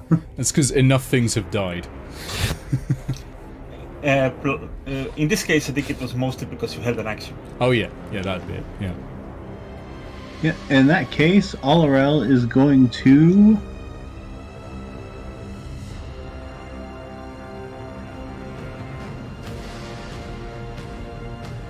Yeah, I'm very sad these guys aren't wearing... Oh yeah, heat metal. for- You can always use I mean, it it'll on- still on it'll green. still work out. This one right here, Okay. I'm going to use heat metal on the weapon he's carrying. Oh, okay. Is there a save on that, or does he just drop it? I forget. Give me a moment. You didn't give me. I think it's Spell a con cards. save. Yeah, it would be. Yeah. Okay, so the DC for Pulling it that up. will be, for Olorel's, probably 16 at this point. So, let's see. Con save. That's a 12, so that's gonna fail. So it's gonna drop. Oh, actually, it has disadvantage on attack rolls and ability checks when it doesn't drop it. Oh, shit, when it doesn't drop it, yeah. But I thought that was what the Constitution. Oh no, it has to drop it if it can. It does drop its weapon. It's if it can't drop it, it takes its disadvantage on all attacks and abilities. Does it still take the damage from it? It will still take the damage, I think. Yeah, the damage is just outright. It cannot skip the damage. And how much is that? So that's 13 damage. 13. Okay. Chuff this guy. Oh, that is dead. Not only has it dropped its weapon, it has dropped to the ground. Very good. Okay. And One night left. Final shot got him. Anyway, so. And she's also going to see the cart coming down. And get the fuck out. Set fire to it. Yeah, head over this way. Smelt down the silver. Yeah. Okay. Make a river. So she's jumped out of the way. Several people are dead in the interim, and we go to Ruz. Moving down here, using my last level 2 slot for Dissonant Whispers. Hey, it's a favourite. What are you saying this time? Ooh, and that's a fucked Marion up says save. hello. Ooh, sinister. That's a free, so that's gonna fail. Let's get the damage. 15. That would And because we forgot to do this last time, because it's a fail, they must use their reaction to run 10 feet away from me. Okay, so he turns around and collapses to the ground. He's dead, I'm afraid. You spooked him to death. You know what? In You which just scared him case, that much. saying Marion says hi was perfect timing. Okay, we're going to run through very quickly Are on you the actually rest of lying? the initiative because there is still a cart that's run away, but I'm pretty sure none of you are going to do anything except get out of the way until we get to Ayo, who is presumably going to try and stop it. Am I right? Yeah, I mean, this there is difficult parts terrain who here will is going to see help. horses bearing down and just go because they're in a rage, but Okay, I'm fairly sure attacking the horses won't really help. Ayo, I presume you're going to try and get the horses to slow down and just gradually come to a stop, yeah? Oh no, Ayo is immediately attempting to get into the back of the wagon. The still moving wagon, and you're going to... with a ton of silver in it. All right. Fair enough. Okay, do you know what? Climbing. Okay. I'm sorry. She's on the wagon. She's climbing over and she's going into the back. Okay, you're climbing through. Give Okay, me an acrobatics check to not give a dexterity save to not fall flat on your face as it goes over bumps while you're climbing around the back. Dexterity save. Yeah, dexterity save. That's going to be a lower number. Does a 15 make it? It does. You're okay. You're able to get around and you open the door. Everyone else has seen you do that. It will be going over to, let's say, Ruz is next on the initiative order after Ayo. I'm assuming Ardent Christrid isn't going to be able to do much because the cart's just flown past. But the cart is now over to here. Ruz, what's it going to be? Any issue from the caltrops? The horses will probably take some damage, but I'm going to say they've got enough momentum that they're going to keep going. The horses do fail it, but they're not going to be slowed to 1 because they are literally, like, if they stop, they're going to get turned into a jam. But they've taken some damage. They turned into glue, yeah. This is. I just need to verify something here. Mm-hmm. If I thunder waved at the side of it, would it be enough to just start to tip it that it would go over? It would have to be a hell of a thunder wave. Not at a level 1 spell slot, I'll certainly say that. It's a ton of silver in there. Yeah, I was just double checking that before I did anything. Although the horses. That could work. Yeah, I'm going to thunder wave it against the horses. You're going to thunder wave the horses. You're going to Skyrim physics this problem. I'm going to Skyrim physics, and it's literally in that path.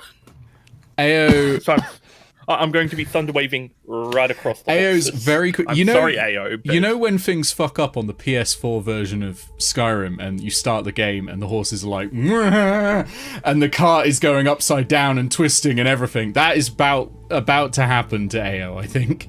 Okay, so with Thunderwave, it's I hope it doesn't flip. Constitution save for horses, isn't it? Mm-hmm. Okay, so that was a 7 and a 4. The horses have not done well on the Constitution save. So, yeah, those horses have just been blown off to the side. That's going to twist the entire cart on its axle, turning and putting all of the weight onto one wheel. And that wheel is going to snap, sending fragments everywhere, and then roll the whole thing. I'm going to need a, let's go athletics check, please, to hold on to the cart and not be, like, flung from it as this happens. Isn't Ao in the back of the cart? Yeah, but the door is still open. Oh, the door's still open, fair enough. Acrobatics, I'm good at that. I said athletics. Oh. I'm not as good as that. Sad road noises. Those horses I don't are actually dead. know what my modifier for that is. That is a -1, so that's a 16. 16. You're actually still fine then with a 16. I was making this a hard difficulty one, which tends to be a 15 DC. So you're still on it, but the thing has sort of come to a creaking collapse and a stop on its side, but you're sort of holding it like, you're like that, you're like, wow, that was weird. And yeah, two dead horses, and it has been stopped. So are we out of initiative? You're out of initiative now. Okay. Can we catch some more horses? You can try. Most of them are dead. Okay, so That's fair. in this brief moment where no one has eyes on Ao or the silver, can Ao see any of the silver immediately? Oh yeah, it is literally just right next to you in there. Yeah, and it's in ingots, so you can. Ao is going to attempt to scoop as much of that silver into her top hat as she can. Okay, in the amount of time you have, you can probably get 4 ingots of silver in before the door, before people are coming in. Like, it's not like that coach didn't make an entrance. Let's say that there are people right near it. If you look at the map, so you can get 4 in there. So they'd be about. Ruse, knowing the nature of Ao, would send a message through the telepathic link they just created. Get some for me too. Okay, and am I allowed to respond back? you can, yes. Cool. I'm going to respond. Then keep them out. Before any of that happens, though, we are coming to an end because you have successfully stopped the cart. You've potentially prevented a Cold War turning hot. But there's one last thing. As above the crashed cart, these circles of radiant light that is sort of every single color of the rainbow. It's like when you spin a color card very, very quickly, appear. 5 of them in different places appear, and immediately jumping through in classic 3-point landing. 6 human forms in what looks to be custom built leather armor that has been dyed black. They are wearing helmets. The best way I can say is they're sort of in a visor of crystal, with lights on them.